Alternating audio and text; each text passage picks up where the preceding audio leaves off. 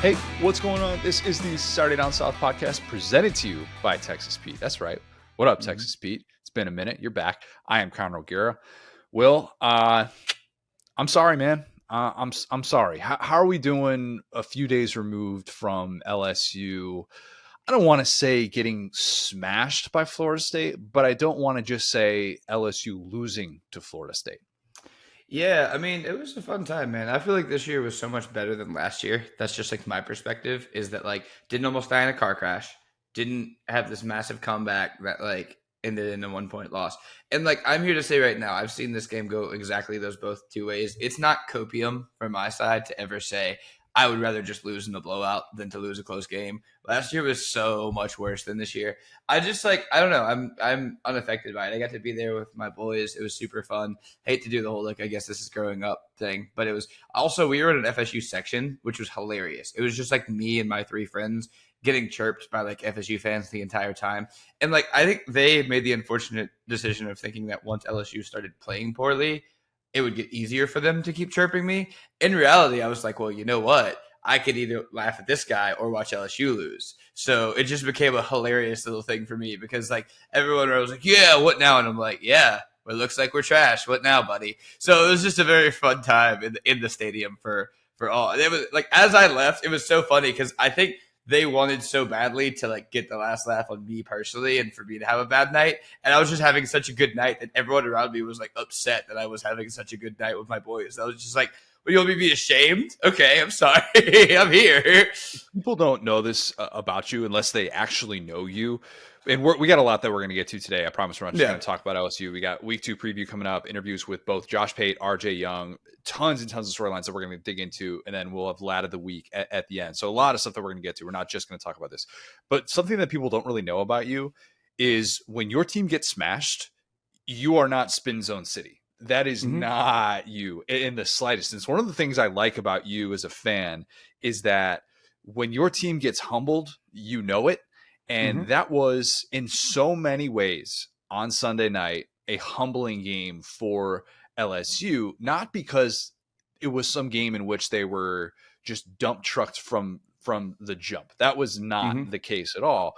It was one of the weirdest games I've ever witnessed, Will. One of the weirdest games because Florida State dominating the fourth quarter, it felt like we were watching something really significant. Like we were watching something that was significant from both standpoints. And to have, we'll talk about the Florida State side of it a little bit here, but from the LSU side, the overconfidence, I didn't realize how bad it was until after the game. It was one thing for Brian Kelly to say in his own radio show that we're going to beat the heck out of Florida State, a comment that made the rounds. But hearing afterwards Brian Kelly say, we're certainly not the team I thought we were. When I tweeted that out, I thought that would be like one of those things that gets like, gets a few retweets here or there. Well, that got over like 5,000 likes and it got, I think, 2.5 million views or something like that on Twitter. And I'm not just trying to like pat myself on the back here, but people liked seeing LSU and Brian Kelly specifically get humbled. Jaden Daniels saying afterwards that we thought we would show up here and it would be easy. I'm like, okay, that's a problem. That's a problem. If you thought that tells me a lot about why this game played out the way that it did in the fourth quarter. Yeah, 100%. I mean, I think that it completely and honestly, the most disappointed I've been honestly has just been on like LSU fans on Twitter because it's like when this game played out the way that it did, a couple of things were just obvious to me, right? It's like so you have this FSU team that is in year 4 under Norvell. They have that continuity. Yeah, you can talk about how they've done well in the portal, but at the same time, this game was definitely won and lost. And again, play calling. I feeling bad about Denbrock of my first overall pick in the coordinator draft, but play calling not good. But when you get down to it, it's a team with these two amazing veteran lines, and FSU's line that was the most continuous line in college football returning, and their D line, which is led by this freak, but it's a deep D line, and then you have LSU, which is we got these 3 transfer corners who were burnt toast, they were barbecue chicken. And you have a bunch of sophomores who are the leadership on this team. And no Mason Smith, obviously, but you got Harold Perkins. You got the 2 sophomore tackles. And that was where the game was won and lost. So you think about it, okay, mentally I'm thinking to myself, Maybe if Mason Smith was there, it's a little different, but not much, because at the end of the day, we're sitting here thinking this was ultimately Harold Perkins. Smith would throw him out. Wingo versus this super talented line. And on the other end, it's these two sophomore tackles, which are great sophomore tackles, versus this grown ass line. And in both directions, they got their tails whipped. And like that's what I was kind of saying on Twitter is like, we can't play 19-year-olds and we can't just only take transfers. So we're at this point as an LSU program where it's like when you go up against a Georgia, when you go up against an FSU that has had these guys in the program for a long time, and they're all marching to the beat of the same drum. All these transfers that were able to make all these plays, all these sophomores that were able to make all these plays last year are just completely powerless to one unified team because we're still not that in year two. Well, one of the beauties of being at a game is you can lock in on certain things that you can't always see on TV, or you can't see until if you're one of those people that breaks down the all 22 afterwards.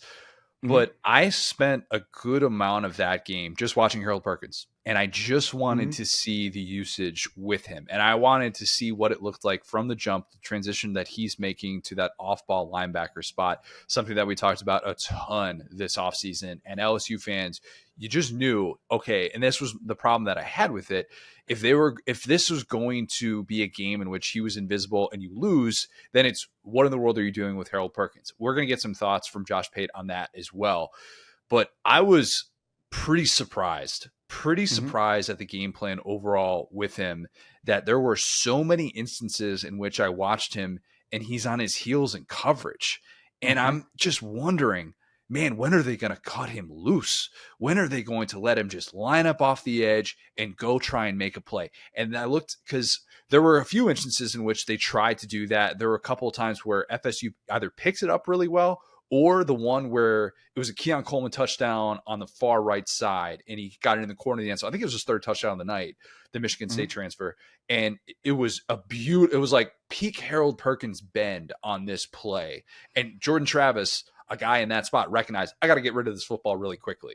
And Harold Perkins isn't even able to make an impact on that game. Whereas you see on the other side, there was probably only one time in which Jared Verse, preseason All-American as well, preseason All-American edge rusher, who like only one play where he made that real impact, but it was loud. And that made more of an impact with him doing what he did, even though LSU probably did an overall good job handling him compared to Harold Perkins. To look at the PFF numbers afterwards and have those confirm what my eyes saw, which was he played 28 snaps in coverage and he only rushed the passer 7 times. That doesn't make sense. If you're Matt House, you've got to be able to change that. And that's not just as simple as, oh, you know what, they're in obvious passing situations. Oh, we got to help out a young secondary. Like, I get these things, but it's the principle of saying, here's our best asset. And in a game that has major implications for the rest of the season, we already went over the numbers about like teams that lose week 1, what that looks like in terms of making the playoff. It's never been done before. 2 teams that have lost in September who have gone on to make the college football playoff. And LSU fans are just saying, they're like, we wanted to win a football game. I don't care if he turns into Micah Parsons this year. We wanted to win a football game, and him being put in the spots that he was put in didn't help us win that football game. So I actually side with LSU fans on that. It was, and it wasn't just the number change, but man, it was frustrating not seeing Harold Perkins do Harold Perkins things in this game. Yeah, 100% agree. And like we were kind of like reading the tea leaves, talking about how, oh, this is all a trick. They're not really going to play him at this like coverage linebacker position. I just don't really see what there's not enough pass rush on this team to get cute and use Harold Perkins as some kind of a decoy. You know what I'm saying? I mean, the clip of him in spy coverage where he just gets put in the dirt was like such a good explanation of how poorly he was used, because if he has a head of steam, we've seen what he does. But if he's flat-footed and he's backpedaling and he's trying to move with Jordan Travis, I mean, he's free for the O-line to just go push him down. And when you in a game where you don't have Mason Smith, which kind of like last year where it was pretty much same personnel minus some pass rushers as last year, you needed Harold Perkins to be that guy who's going to be the captain of the pass rush against a mobile quarterback in Jordan Travis. And Jordan Travis did exactly what we hoped he wouldn't do. He sat back there. He took just as much time as he had to perfectly deliver the football over and over and over again. He was not going to run for 100 yards, right? But he was going to sit in there as long as he had and make the best decision he could. And he just kept being, not that he was comfy all night, but he was comfy enough to have probably the best game of his career in a game like that. He was awesome. And he made some mistakes early, and there were a few plays where you're just like, dude, what the hell are you doing? But he settled in so nicely, and you see the trust that he has with those receivers. And it's not like he all of a sudden stops throwing to Johnny Wilson after he has a bad drop. It's not like he stops throwing to Jaheim Bell when he has a bad drop. He keeps attacking. He keeps attacking. He made those big-time plays when it was 24-17 to start off the fourth quarter. I tweeted, this feels like it's about to be a really defining moment for Jaden Daniels. The very next play, Malik Neighbors falls, and then it's a pick the other way, and you're like, boom, the air just left the building for LSU, and it was telling. And it's kind of strange to think about LSU getting to this point having already experienced this many blowout situations under Brian Kelly. I mean, that is the weird part about all of this, is that like they're used to having to respond from a blowout loss. So this won't necessarily deflate them, but it goes back to some of the concerns that I brought up in the preseason. And one of the reasons why I said, look, I think LSU is going to lose 2 games in the month of September. I think we're overlooking some of their weaknesses. And I think that this is a team that isn't a tier 1 team yet. Maybe they will be. And I've said, I think Brian Kelly wins the national championship before Lincoln Riley. Still on board with that. Still feel good about that. But this is a team that has some flaws. You saw it play out. Still can't run the football with anybody that isn't Jaden Daniels scrambling with his legs. If some of that is because the offensive line just doesn't feel like they have any sort of rhythm running the football between the tackles, I don't know. But it just feels like this offense lacks rhythm. Maybe some of the drops that receivers had, which I thought were atypical, they're going to get that cleaned up, could be associated to that. And how herky-jerky this offense can feel at times. LSU is going to be a good team. They're going to be a good team. They're going to win plenty of games. They're just not a championship-level team. And I think Florida State was kind of the perfect team to show us exactly that. Yeah, 100%. Yeah, I think that it's like, on one hand, as a fan, you want to say, well, all of your goals are still in front of you because you're, 0-0 in the SEC. But at the same time, you've seen the team like FSU, who is finally finding, what LSU is looking for in year 2, which is, they have the confidence that is earned. They've been through the battles. They've been through all this stuff. And I mean, we've kind of alluded to it, but I think I can just kind of like officially say it now. It's like LSU played above their weight a little bit last year. There were games that they certainly, I feel like the Arkansas game is a great example. Probably should have not won that game based on how it played out, but you have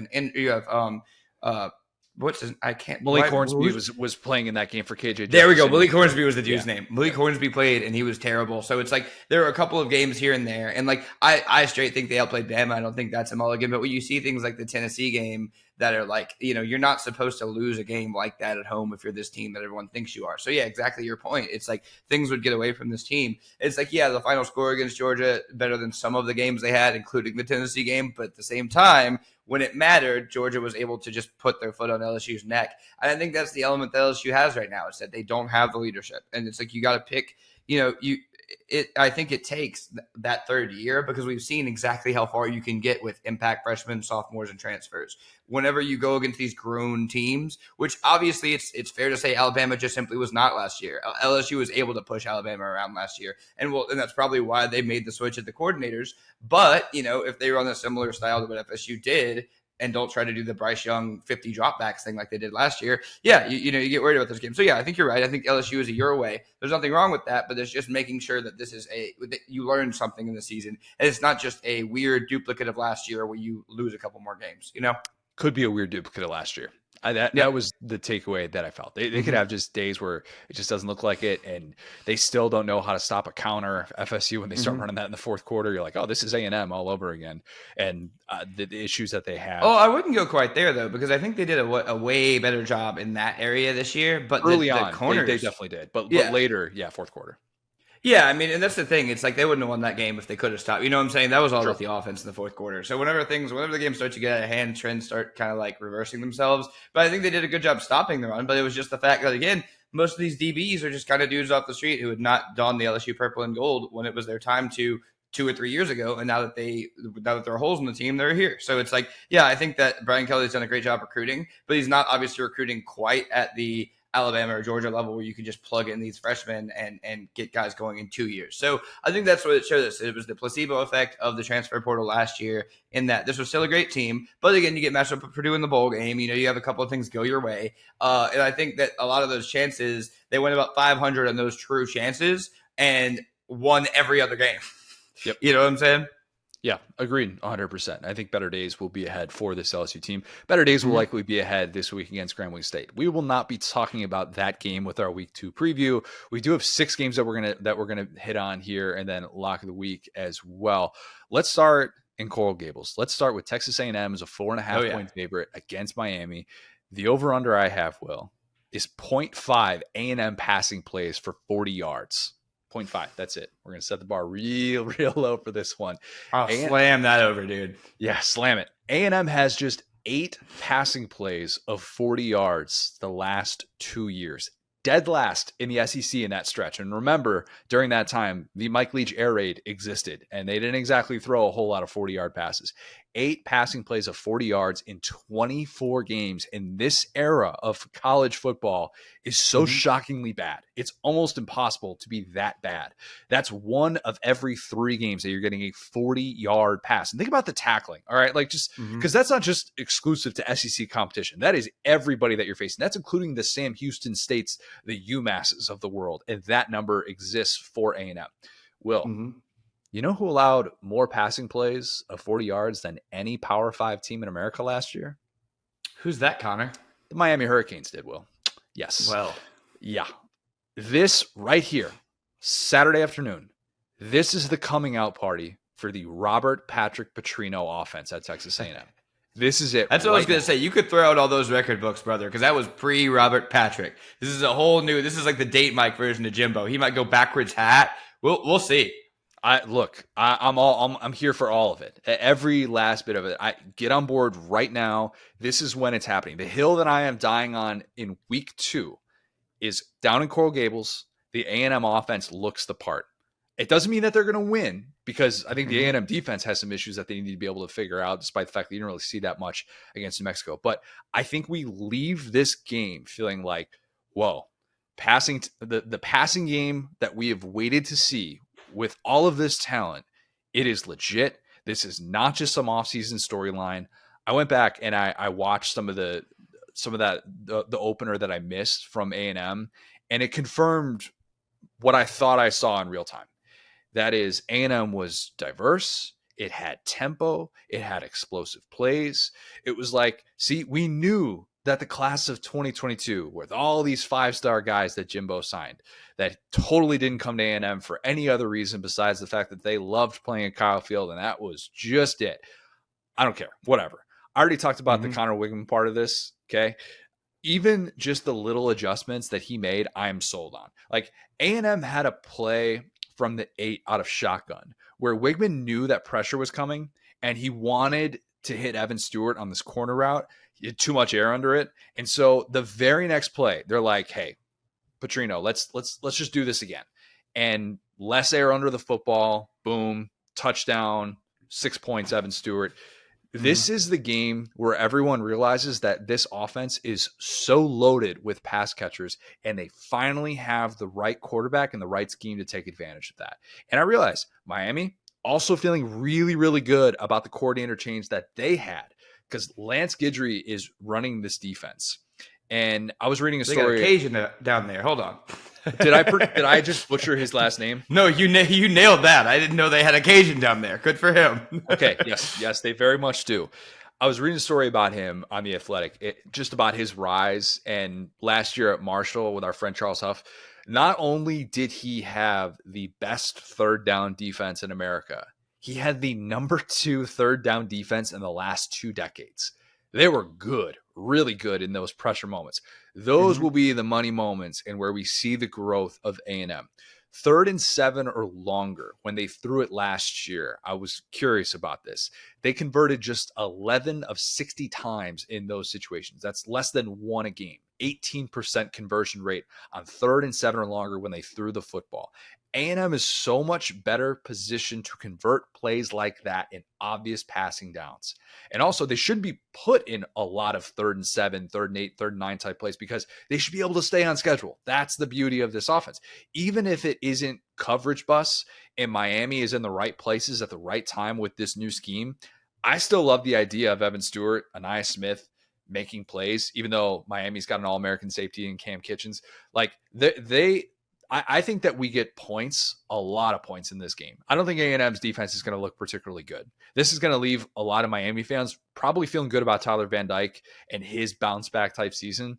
But I think that this is like a really convincing A&M showing. I'll say that they cover with relative ease. And maybe it's more of a game that's closer than what the final score indicates. But I think this is like a 42-24 A&M win. And everybody is all aboard the Patrick Petrino train. Oh, yes. See, okay, you hit me with a little bit of a zag there. Whenever you were like, oh, they're so excited about this new coordinator, I thought you were about to talk about Dan Enos. And in reality, I didn't know that they had just snuck a Cajun in there. This guy rules, man. He played DB at McNeese State. He was at Southeastern. He's coached high school football in Louisiana. And, of course, the defensive coordinator of Marshall, who provided me so much laughter last year when they beat Notre Dame. So this guy is an asset for my people. You'll want to shout him out because you're right. It's like Miami had a horrible match of coordinators last year. Let's not talk about who their defensive coordinator was last year. Josh Gaddis, by the way. Josh Gaddis and Kevin Steele was the offensive coordinator. Yeah. When you brought up Dan Enos, I'm thinking to myself, like, oh, we're going back to like 2020 when he left. No, 2019.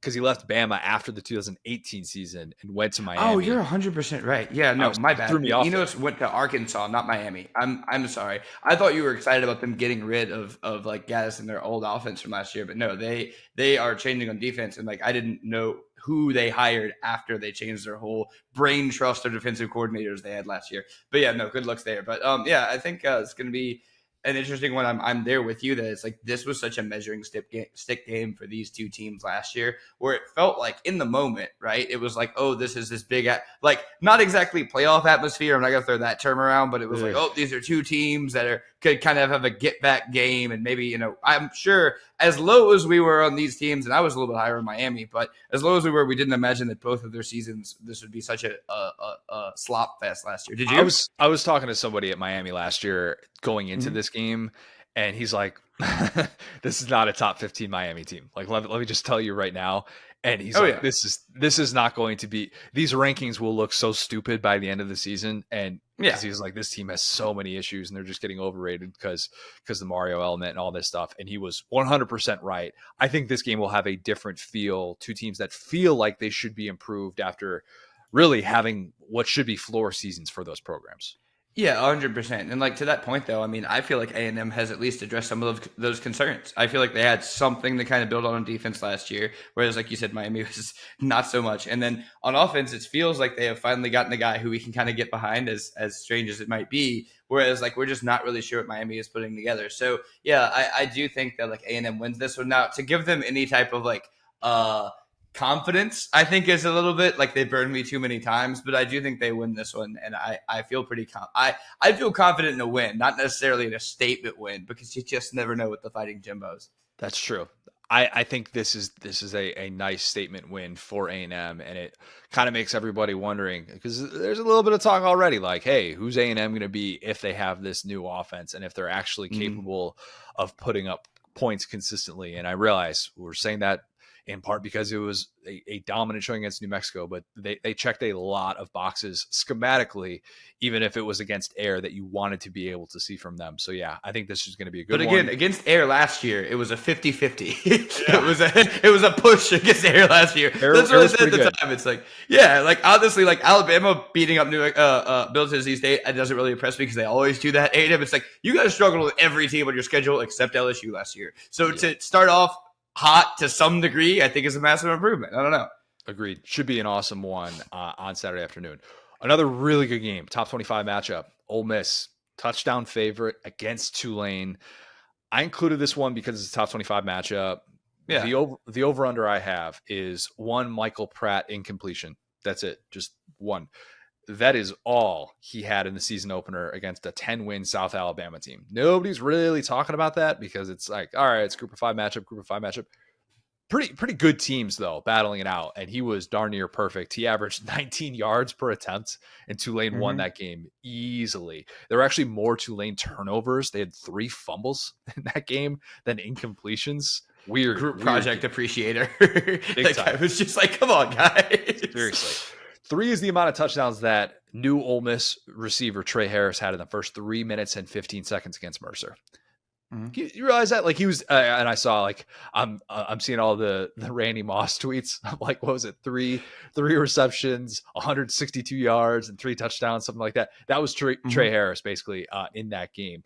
Of course, obviously, you knew that Lane Kiffin was going to have at least one stud skill player from the portal. That was obvious. He might have 2 stud receivers from the portal if Zachary Franklin returns. Kind of TBD on that right now. They're being a little bit coy with his injury. Harris looks like he's a real go-to weapon, the things that he can do after the catch, which we talked about that. Who is going to be the guy for Ole Miss in this passing game? And I kind of was like, let's kind of wait and see how this plays out. Sometimes, injuries at a place like Ole Miss, it puts you like in a really weird spot, like I thought it did last year with Ulysses Bentley, and all of a sudden you're looking up and you're like, oh, I'm a 3rd string guy. But Trey Harris could be that guy that Jackson Dart needs. He set the Ole Miss record for TD catches in his first game. Yeah, like that's that'll do it. Sign. Yeah, no notes actually. Keep that flow going, brother. He's on pace to score a ton of touchdowns this year. I can't do the math on that one real quick, but just know that it's a lot. I think he and Quinshon Judkins should both be in line for very big games, and real bold to say that Quinshon Judkins has a big day. But if they're giving him 15 touches and 40 snaps in an opener against Mercer, they're going to cut him loose in a game like this. And look, like I think Ole Miss should have the advantage in the trenches, but go ask USC about that when it comes to, bodying Tulane. Not that easy to do.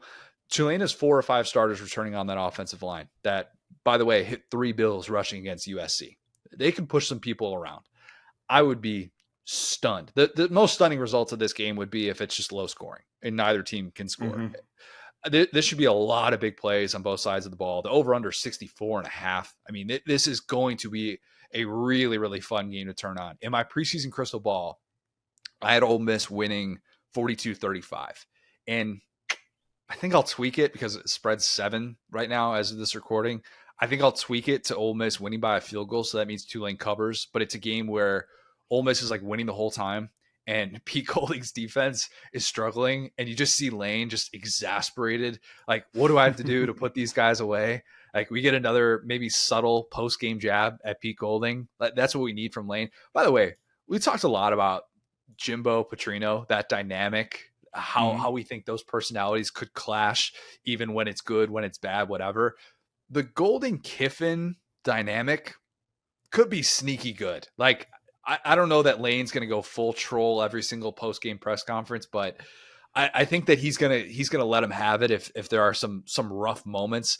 Go figure that Lane could be stepping into this spot, or like 2014, 2015 with Saban and that dynamic. Not saying it's going to be full blow up on the sideline, stuff like that, but I think we're going to get some of that. Probably going to get some of that against a really good Tulane offense. Your occasion, boy. Do you have Tulane beating Ole Miss? I have been trying to sit here and explain to myself why Tulane was going to lose this game. And I don't, it's in New Orleans. Like, anything I'm looking at here, I'm just like, sold out. What's up? Yeah. You got a sold out crowd for this one. It's going to be an awesome game. We joked about, like, I'm not sure if LSU was the best team in Louisiana last year. Like, Tulane was really stinking good last year. And to your point, and I was kind of going through, it's like, yeah, they lost their running back, obviously, but like their offense still looks awesome. If you bring back your O-line, like, it's like, are you going to tell me that USC is worse than Ole Miss? They're like Lincoln Riley and Lane Kiffin are just the same dude with a different Fortnite skin on. Like, and so I'm like thinking about this now, and I'm just like, why could I think this team could beat USC and not Ole Miss at home? I don't know. I mean, the line's 7. I low-key want to take Tulane in this one, especially the thing is, like, you have Ole Miss winning like 6 games. This is like the 4th hardest team on their schedule. I'm shocked you're not picking an upset here. Yeah, I kind of want to pick Tulane at home here. I think I will. Yeah, I've Ole Miss beating Tulane and LSU, but then losing at home to Vandy, which every Ole Miss fan just totally agreed with. It got a lot of pats Right. on the back for that prediction. The Ole Miss spectrum, it goes far and wide. It really does this year. I think it will, but Yeah. I think it's going to be tough. I think it's going to be really tough to slow down Ole Miss's offense. That's the only thing that I'm kind of banking on in this one. But I don't think there's a Mhm. whole lot of stopping that goes on. Will, my pronunciation, Tulane. Tulane? Tulane. Which one? I always say like two-lane highway, like a two-lane highway. And I could be wrong. That's a New Orleans school. Like it's a little bit different. It's a I private like that. school, so like yeah, I've always imagined it as two-lane highway, but I'm not the be all end all two-lane for sure. I try and slip that in, and I always forget to. Like Hester's pronunciation of Clyde Edwards Elair is my Either, yeah. favorite because that's Mhm. Travis Etienne. Like that's Yep. I just want to, whenever it's somebody that's from Louisiana, has any sort of Louisiana or Cajun connection, whatever. I just want to put all the emphasis on the first syllable. I'm just going to do that from now on. It's a little, Yeah. the French influence, something like that. Tulane, It's because Tulane. we talk like the Kool-Aid man. We just bust in with that first syllable, ready to go. All right, Arizona, Mississippi State. Mississippi State's a 10-point favorite. The over-under I have is 25 Woody Marks touches in this football game. Woody, he's known as Jaquavius. He's really known as Woody. Mhm. That seems high. 25 touches for a Mississippi State running back? Like what? No, this is the Kevin Barbay offense. It's definitely different. Against an FCS team in the opener, my man, all bang the drum team member. Mhm. He had 23 touches for 176 yards. He's good. He's really good. I kept saying in the offseason, if there is a guy who is going to benefit most from the scheme change, it's probably not Will Rogers. It's probably not these receivers, probably not even the offensive line. It is Woody Marks. That is the Mhm. guy who is kind of set for takeoff. It's not that Mississippi State just turned into a service academy overnight. That's not the case at all. It's that it has more flexibility, and Marks's touches will be so much more diverse rather than a swing pass in the flat. And I'm not trying to to talk negatively about the Leach air raid here, but can you just think about how much it would suck knowing that the majority of your touches are coming via a swing pass in the flat? Mhm. That's like one of the worst possible ways to get a football. Like that might be the worst. That could be the absolute worst. I always go back to the Reggie Bush hit when he was on the Yeah. Saints. That I always think of. I'm like, that can In the just game the happen. Saints won, I'll have you know. A playoff game the Saints won that no one remembers anything but that hit. Because here's the thing: if you get a slant, right? Like if Mhm. you get a slant over the middle, you at least know, all right, if I hold on to this, I might get my head taken off a la Rod Tidwell, but at least I'm getting a 15-yard gain out of this. And by the way, Right. that's a Jerry Maguire reference for the kids. But Right. if you're in a spot where you get a swing pass in the flat, you Mhm. know at best I'm catching the football. Maybe I'll have some green grass ahead of me, but I'm still going to have to make some one person miss to make this a decent gain and not just a 2 or a 3 yard gain, especially against the Leach air raid where you're going to have to make someone miss. If you're Mhm. getting free space to be able to move in that offense, and I realize I'm going off on a rant here, but if you're getting free space in that offense, like someone's getting fired for not having that figured out, that part of Yeah. the offense. But yeah, I just think about how much he probably looks forward to playing football more. Like that's a weird thing. Getting the football and not just, oh, I'm going to randomly get a carry in between the tackles. And yeah, you get to run against an 8-man front, or a 3-man front and a drop 8. But I just think it's Mhm. a little bit different now with him. So I think it's going to be a big Woody Marks game. I do. As Will Rogers kind of continues to get more and more comfortable with the Kevin Barbay offense, I think they lean on him. True freshman Creed Whittemore, that guy is going to be a player. I don't know how they let him get out of Gainesville. I know he's committed to Florida. His brother's playing on the team. That one could be a tough pill for Billy Napier to have to swallow if he keeps making plays like he did in the opener.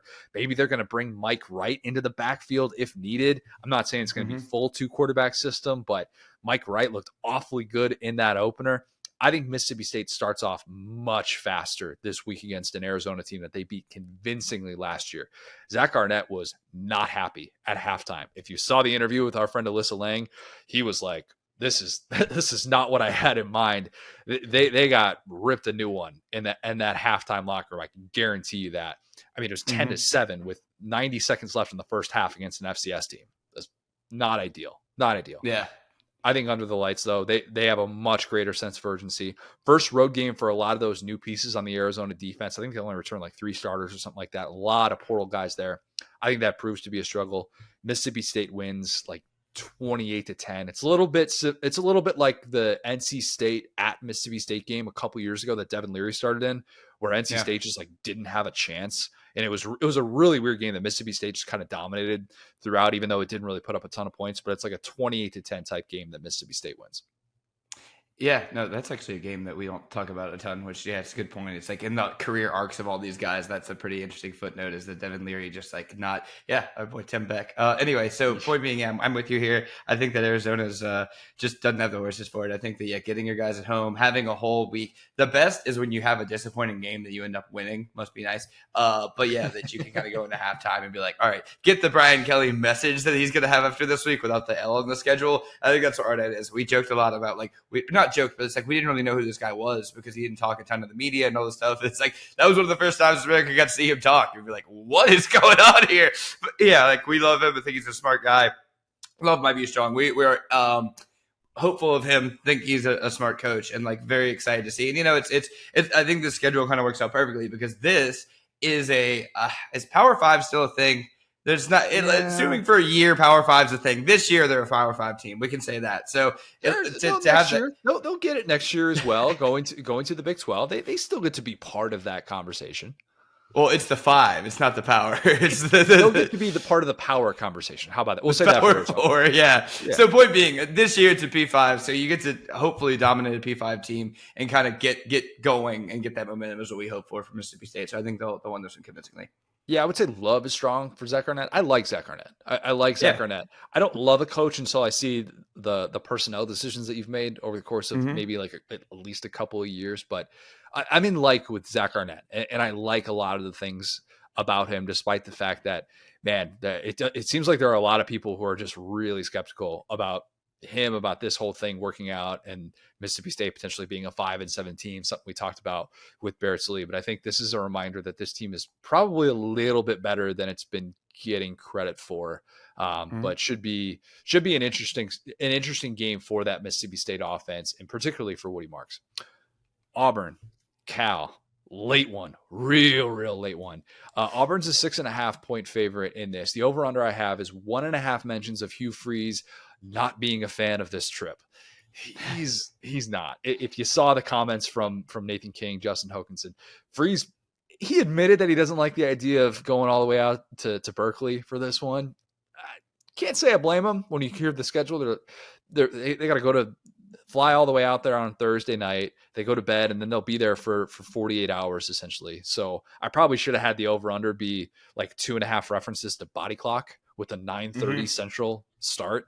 It's going to be a late one, 10:30 on the East Coast that this one kicks off. But yeah, I'm really interested in the 2 quarterback system, or whatever you want to call it here, with Peyton Thorne being in this role as the unquestioned QB1, but he's going to have a lot of touchdowns taken off the board because Robbie Ashford, aka Red Zone Robbie, like that nickname. Don't know if that's trademarked yet. Probably working on that on the Plains. Wouldn't surprise me.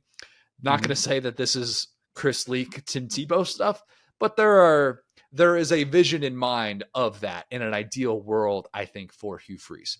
But I don't know if they're going to do that. This is the version of that offense that Swamp Kings portrayed, where they were worth like 10 times worse than Leak and Tebow were. Dude, where they're like, this offense just couldn't get it going. The Chris Leak that they portrayed is the Peyton Thorne we may see in hard games. Yeah, I mean, goodness gracious, poor Chris Leak in that one. I don't know what in the world that guy had to do to get a positive mention in that doc. But Peyton Thorne, as long as you're on board with it, that's the biggest thing. And Hugh Freeze has said, like, look, they are on board with this. He is insistent that Robbie Ashford is going to have a role in this offense, and it wasn't just because of how favorable the week 1 opponent was against UMass. And it's fun because in doses, Robbie Ashford can help you win a football game. He can. Like, he also might throw a pick in the red zone that makes every Auburn fan be like, why in the world are we messing with this? Just let Peyton Thorne do all the passing. I still think that it's going to be a little bit touch and go with that. I maintain the belief that they want Robbie Ashford to develop while acknowledging that if they want to get any sort of receivers to come in there, you got to show that you can have a somewhat consistent passing game. Peyton Thorne gives you your best chance of being able to do that. All that said about the offense, give me a low-scoring game. Give me a low-scoring game, especially with the continued murky situation that is Jarquez Hunter. Hugh Freeze has said basically nothing about his status after just the bizarre. We don't need to get into, you can search that one for yourself and figure out what I'm talking about at home and why he's not playing as of this recording. But yeah, I don't know that this ends up being a back and forth shootout. I'm kind of surprised. Over-unders at 54.5. That seems kind of high. And I get that Cal put up 1 billion points against North Texas. Auburn did the same against UMass, but I think both of these offenses could struggle. Maybe there's hope that, or at least from Vegas, setting that over-under kind of high, that Jaden Ott, Cal tailback, is really good, that he's going to have a big day. Auburn's a little bit banged up. Austin Keys is going to be out, their linebacker. Auburn's still figuring out a lot of things, though. They're still figuring out that offensive line combination, still figuring out the running back situation, still figuring out the quarterback situation, what that's going to look like. Auburn's receivers might be the steadying thing right now. Shane Hooks. Who would have thought? Awesome. Yeah. Go figure. Solid game from them. Yeah, it turned into a strength. Maybe during fall camp, they started to hear some better things about the Auburn receivers. Maybe it's because the bar was so low, but Shane Hooks, he's really good. Javarius Johnson keeps getting better. So that might be the thing that helps Auburn in a game like this, ironically enough. And here's a trivia question for you. Cal, after the month of September last year, they hit 30 points against just one team, Will. Who was that team? Okay, I got 2 guesses. Colorado? That is incorrect. They lost to Colorado 17-14. Okay. I knew there was something weird. Stanford? Not a bad guess. Right state, not right part of that state. USC is the team. Wow. Yeah. Okay. Yeah. That's, of course. Yeah. The Basura USC defense. The under would be my favorite play here, under 54.5. But I'll take Auburn to win and not cover. I had 17-14 in my crystal ball. I'll go a little bit higher. I'll say 21-17. Auburn wins this game. And I'll make a bold prediction and say that as long as Hugh Freeze is Auburn's head coach, he will not sign off on any more trips to the West Coast. Yeah, he's kind of getting up there in the years too, where he's got those dad biorhythms where he's like, oh, we're supposed to have supper by now, come on, man. Yeah, I understand that this is why I'm stupid, but watching that game just made me want to see Robbie Ashford in the Hugh Freeze offense that much more. The red zone Robbie thing, I see the disappointment eking through your eyes. I understand why it's a long-term play. It's a long-term play, and that's why I don't call plays, obviously. But I think that, I don't know. I see the version of this offense with a guy like Ashford or whoever Hugh Freeze, even the other, how do you pronounce the other guy they have on the roster, the third quarterback? That was their chosen son. Holden Gerner. It's like Turner Gerner. With a G. Yes. So whoever the heir apparent is, it's almost like a Diet Brady Cook situation where I know that this OC is actually really good. So I'm I want to see a quarterback who can kind of move the pocket, who can do that kind of stuff. I think Thorne was fine. I just felt more fear as imagining myself as the defense with Ashford and knowing what he's capable of with his legs. And again, he's almost like college Justin Fields in that way, where sorry. NFL Justin Fields is like college Robbie Ashford. It's That's hurtful. Yeah. That's hurtful. Yeah. Bro. When he has the ball in his hands, every member of the defense is freaking out because they don't know what's about to happen. And I feel like that's the type of fear that you want your quarterback to have. But you're right about the receivers thing. If the receivers are going to be a strength, I think they need to stick with Thorne, especially, if they're not putting up high 50s points. If they at least wait till they're starting to struggle before they mess it up or before they mix it up. So yeah, I think that this will actually be a little bit higher scoring of a game. I think the Auburn defense did look a little bit discombobulated early, and I think Cal figured it out late as well. So I think this would be a fun little game. I think Auburn is going to win pretty. I hate to say convincingly because it's pretty early in that one, but I would take Auburn to win this convincingly. But I think that Cal's not going to go quietly into the night. We still get to call this Pac-12 after dark. We still do, right? That is. Mm-hmm. We're allowed to say that even though it's not a game involving just Pac-12 teams, it is a Pac-12 team. And if any weird thing happens, yes, I will probably tweet Pac-12 after dark at its finest. Oh yeah. But this is for the sickos. It is to a certain extent. Yeah. It is for the people that want something to be able to watch at 1 a.m. and don't want to go to bed until 3 a.m. because they're buzzing because they watched a game that started at 10:30 p.m. on the East Coast. Like this will be good for that. Just maybe not as many points as what Vegas is forecasting. I'll probably eat more words on that one. The game of the week, the one that everybody's looking forward to, the big matchup, Vandy and Wake Forest. Wake Forest is. Hey, if it was baseball, brother, watch out. That's a good point. That is a great point. Any other sport, it's probably going to get a little bit more billing. The over-under I have is 12 catches for Jaden McGowan. Your Power 5 leader in catches through week 1, a little bit of an asterisk there, is Jaden McGowan and Will Shepherd. Both of those guys, Vandy receivers, both of those guys have played 2 games. Neither here nor there. That's coming to a Vandy graphic. I'm sure you will see that. They're really good players, though. They are really good players. I think they would play at a lot of Power 5 programs and like have a really significant role. They return punts as well. McGowan had that kick return that he took to the house in the opener. It's about time Vandy had some guys like that. I keep talking about that. They have a few of these guys that are actually worth watching on a weekly basis. My bold preseason prediction that A.J. Swan would break the Vandy single-season touchdown record for just touchdown passes. We're not just talking overall touchdowns. While leading the SEC in interceptions. He's only got 1 interception, so he's got some work to do there. That could start this week. He's going to be like a great 3 touchdown, 3 interception type guy. That's just kind of the way that he's wired, the way that he likes to throw the football. He'll take chances. He is the proverbial gunslinger. As for this game, I talked about a late start. This one's an early start, Will. This one starts at 11 a.m. Eastern, 10 a.m. Central. That is too early for my blood. Wake Forest. Was this a Hawaii game like at a ridiculous hour too to start off the year? No, that was at. It was late, right? Well, it started late because of the rain delay.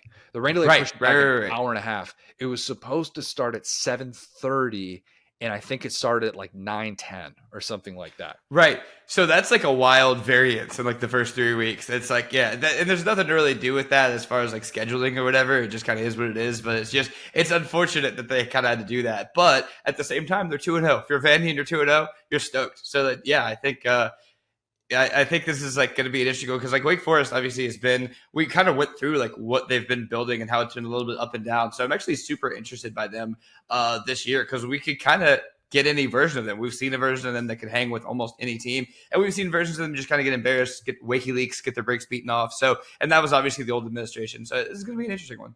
Yeah, they still have some stud receivers. They're still going to score a lot of points this year. They had I think a few of those guys on preseason All ACC that Athlon comes out with, and it was just like, oh, they have like three guys in the first 2 or 3 teams, even though they don't have Sam Hartman, they don't have A.T. Perry anymore. Their offense is still going to probably be really, really good. I think both these secondaries are going to get torched. I think it's a really rough game from that standpoint. If both quarterbacks hit 400 passing yards, it's not going to surprise me at all.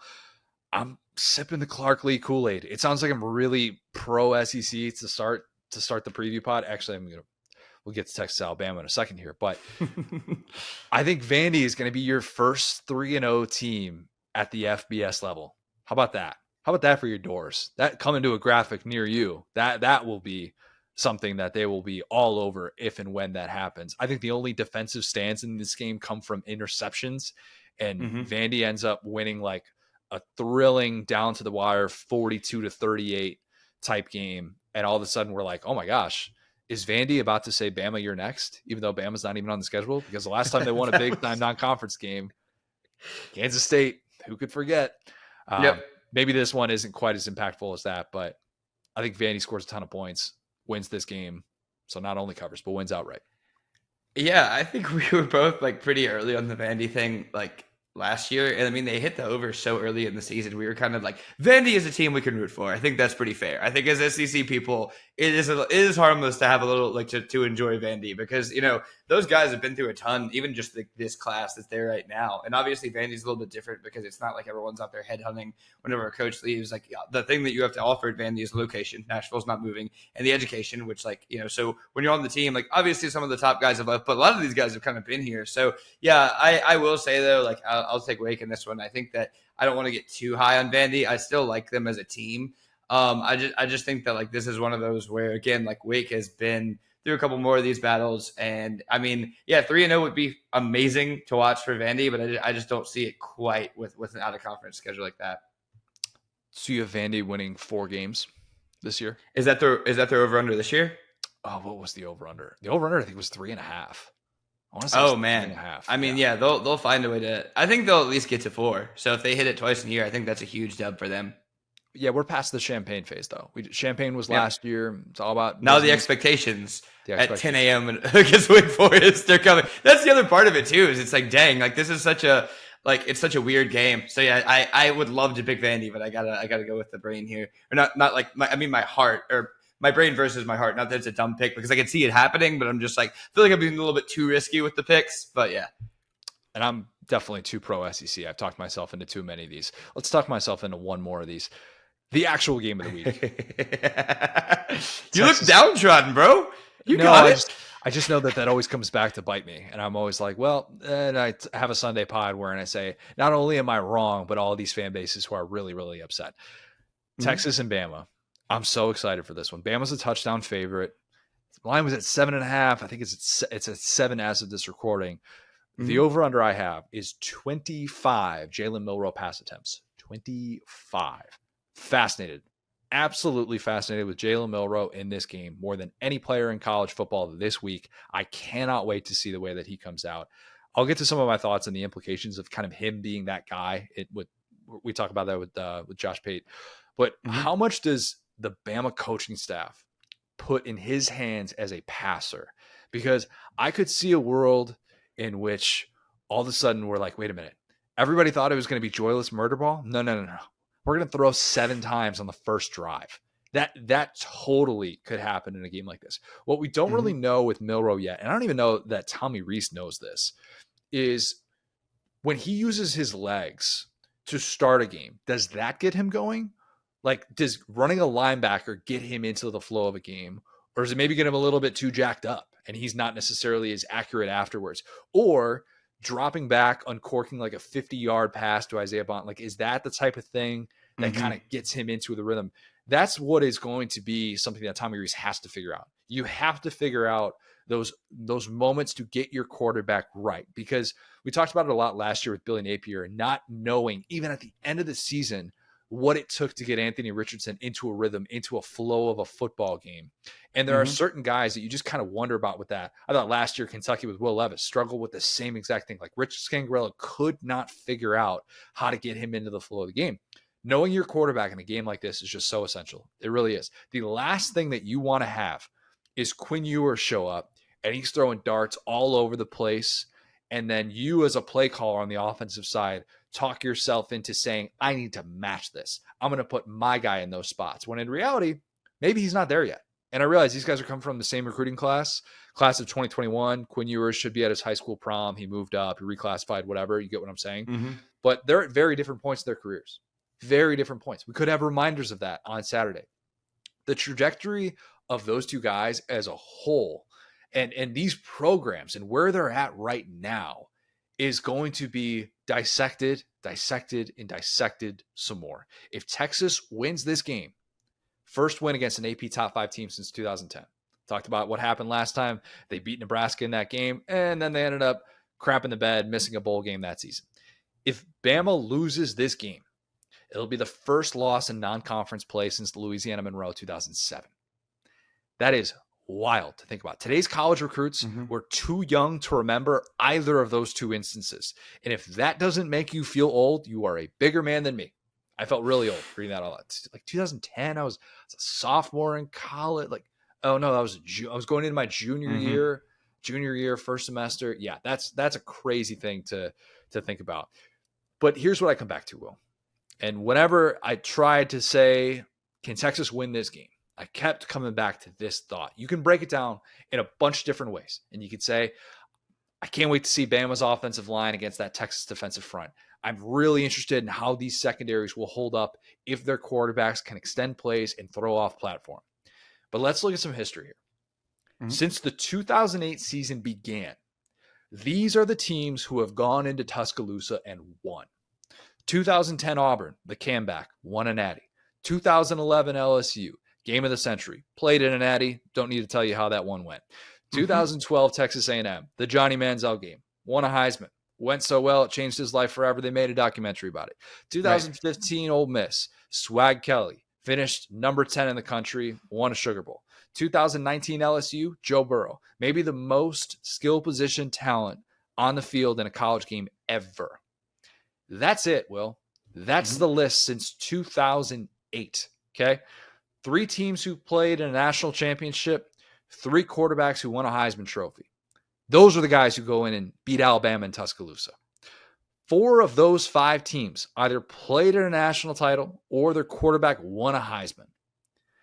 Do we really think Texas is about to join that group? Do we really? I don't. Outside of maybe the 2021 SEC championship against Georgia, I believe that Alabama is about to make the biggest regular season statement that it has made since it went into LSU 2018 and shut out that team, which at the time was huge. I don't think Texas wins that battle up front. Jalen Milroe does not play perfect in this game. I think he keeps it to maybe one significant mistake. Maybe it's a strip sack, something like that. He plays a mostly clean game, makes a couple of those jaw-dropping plays that just make you go, wow, can't teach that. Behind this very pissed-off Alabama offensive line, Texas killer, Texas native, Jace McClellan. He plays his tail off against the school that his family rooted for. I think Bama wins by 3 touchdowns. I do. I think this is a 35-14 game that Texas never has a chance to win. Instead of Texas being back, I think we're back to thinking that Bama can absolutely win a national championship. How do you see this playing out?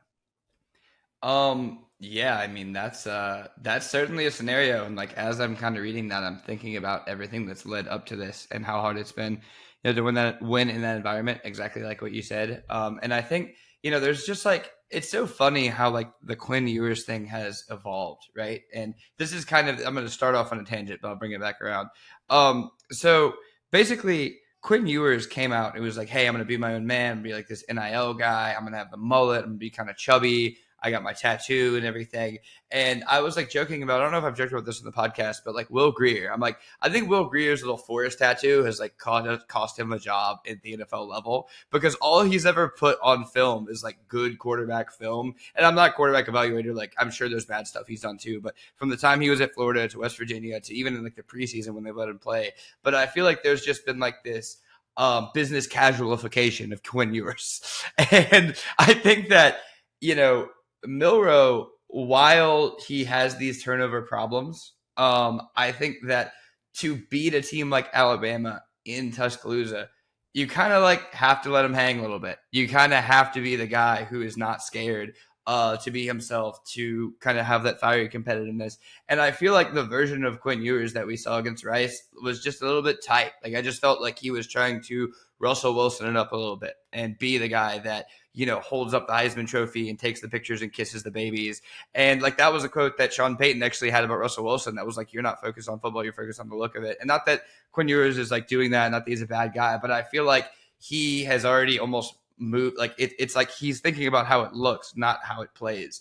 And so, yeah, I feel like to go into Alabama and win, how it would look like is Quinn Ewers comes out there and says, like, the old like Heisenberg, say my name, like, I am the best quarterback in this building. You guys, you just beat Middle Tennessee State. That's awesome. I'm him. Like, you're about to see what it's about. And I think that as far as a quarterback, I think that Quinn Ewers is definitely more talented. I don't honestly think that's a question. Like, in terms of a dude who throws the football, it's really just not super close based on what their highs are, right? But I think that it's going to be a good little juxtaposition of Jalen Milroe running the Alabama offense and playing mistake-free, right? Because last year he did the opposite of that. Every time he touched the ball, it was an electric play, good or bad.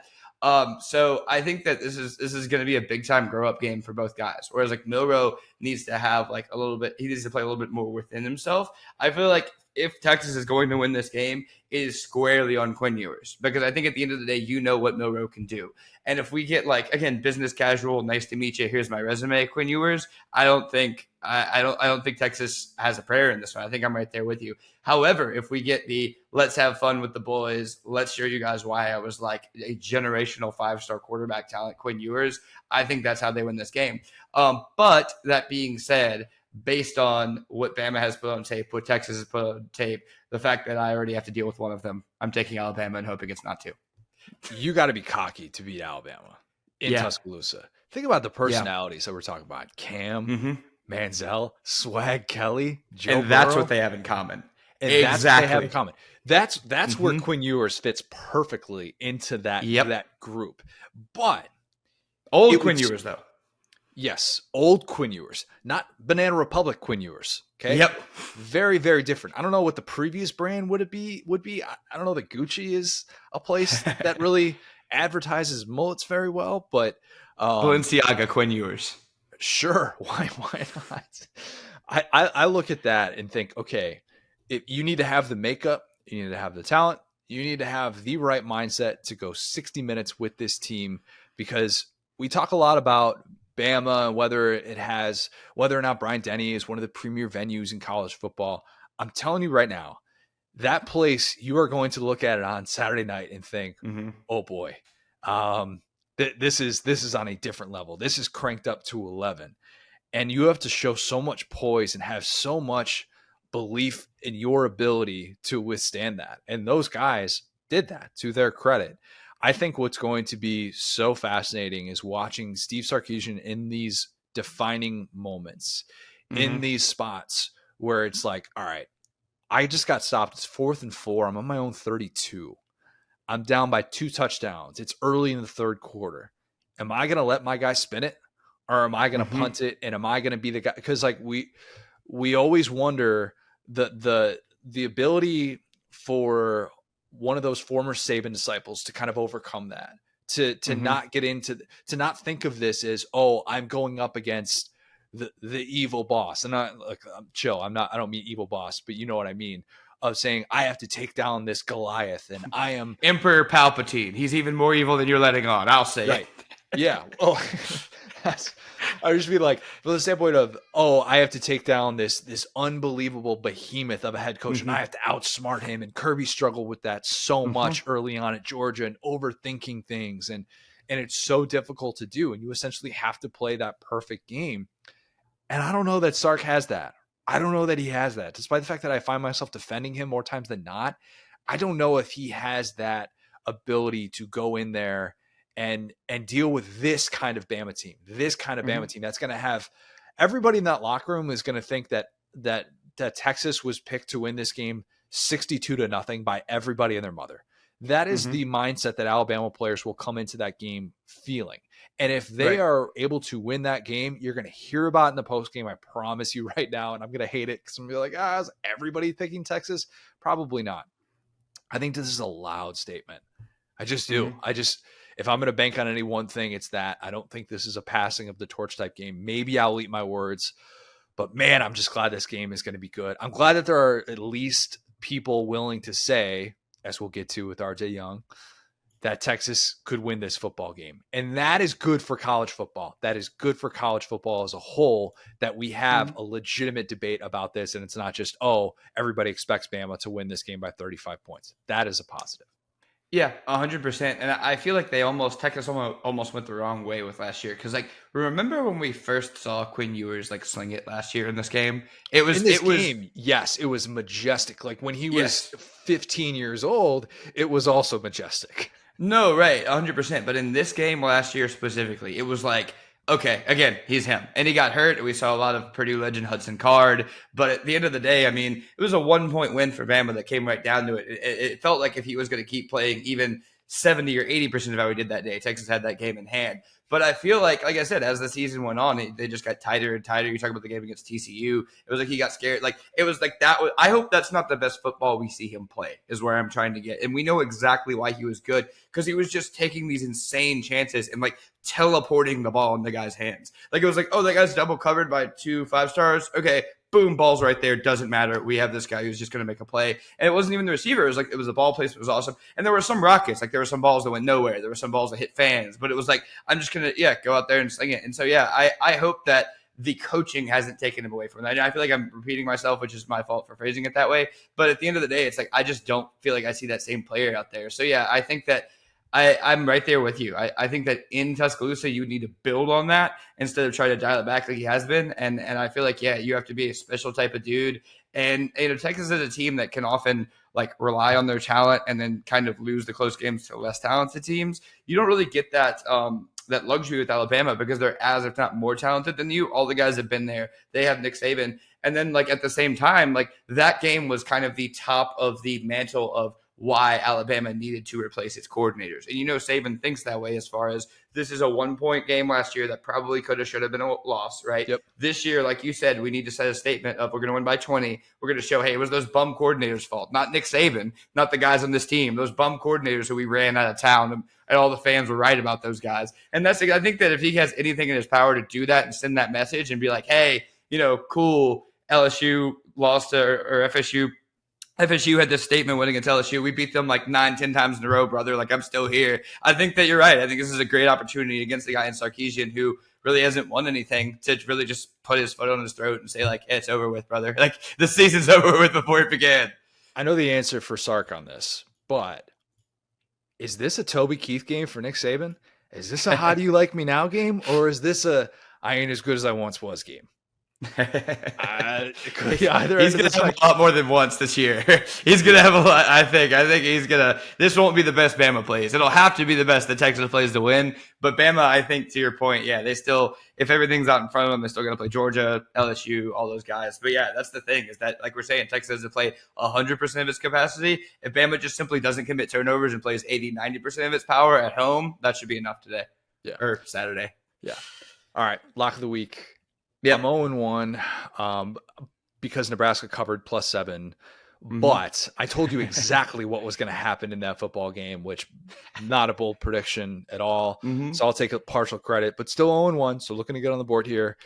Let's go back to the You should have done the Indiana is going to scare us against Ohio State. I felt that one about to come out last week, and I was like, because we all saw that one coming. I don't know. I thought about it, and then I was like, you know what? I can't get on board with that's too homer of a pick out of the gates. We can't go there. Oh, I'm saying pick against them because we everybody kind of saw they had a chance to maybe get them flat-footed, but then the way the game ended was just the opposite. Anyway, yeah. All right. Well, we're gonna stick in the Big Ten. We're gonna stick in the Big Ten. Oh boy. This is the Sickos Committee game of the year. UTEP is a 1.5-point favorite at Northwestern. I'm laying the points. Give me UTEP, Will. Give me UTEP. I will lay 1.5. UTEP hasn't won a bowl game since the Lyndon B. Johnson administration. Jay Cutler at the urinal. Don't care. So you saw the board, and this is the one you were like, all right, let's go, boys. I love it. Yes. You bet you're behind I did. Fade Northwestern hard. They have lost 18 consecutive American football games played in the USA, Will. That's bad. That includes a thrashing at the hands of Rutgers, who would have shut out Northwestern if Northwestern didn't score a touchdown with 19 seconds left. Give me UTEP. I'll lay 1.5. Give me the Miners all day. Not messing around with that one. They want you. They want you to take the points. Don't do it. Don't do it, Will. Don't do it. I'm speechless. I'll just retweet that because I have not done the homework on that really specific game. We'll put that one on the third TV just for you. That is Sicko's viewership right there. We have not done the homework. We have simply observed Northwestern and what has gone on. That's another good point. That's just picking against Northwestern at that point. Yeah. Don't overcomplicate it. All right, let's kick it to Josh Pate and RJ Young. Great conversations with each of those guys. I talked with Josh on Monday, so there's a little bit of the LSU, FSU perspective. He was at Florida, Utah last Thursday, so he weighed in on the concerns with Billy Napier's team, and obviously we previewed Texas-Bama. And then with RJ, we talked about a lot of Deion, some Oklahoma stuff as well. So Josh first, then RJ.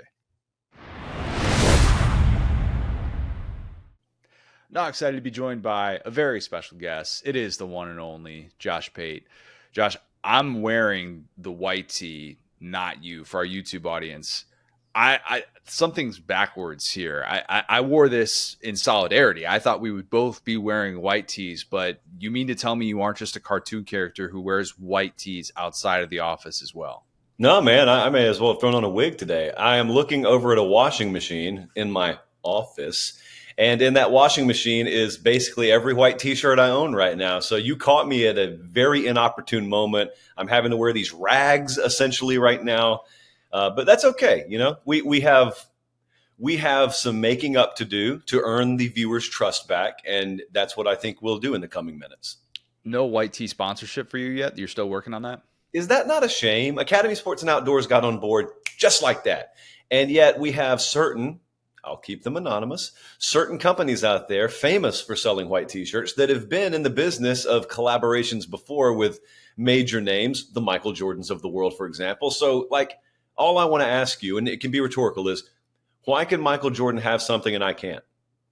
It's a fair question. I don't think that there's any sort of discrepancy between you and he in terms of public approval rating right now. Voices of reason, very much so. You are great for a brand to be able to get on board with, and especially considering like you're not going to ask for what he's asking for. You don't need to be in commercials. You just want to be able to rep the merch, and like they don't need to have a logo or anything. I think you're a low maintenance hire, in my opinion. I am. You can pay me half of what you pay him. You know what? Pay me a quarter of what you pay him. I'm not a diva. Okay, I don't expect the world over here. Let me earn it. Just don't put a ceiling on me. That's all I'm asking.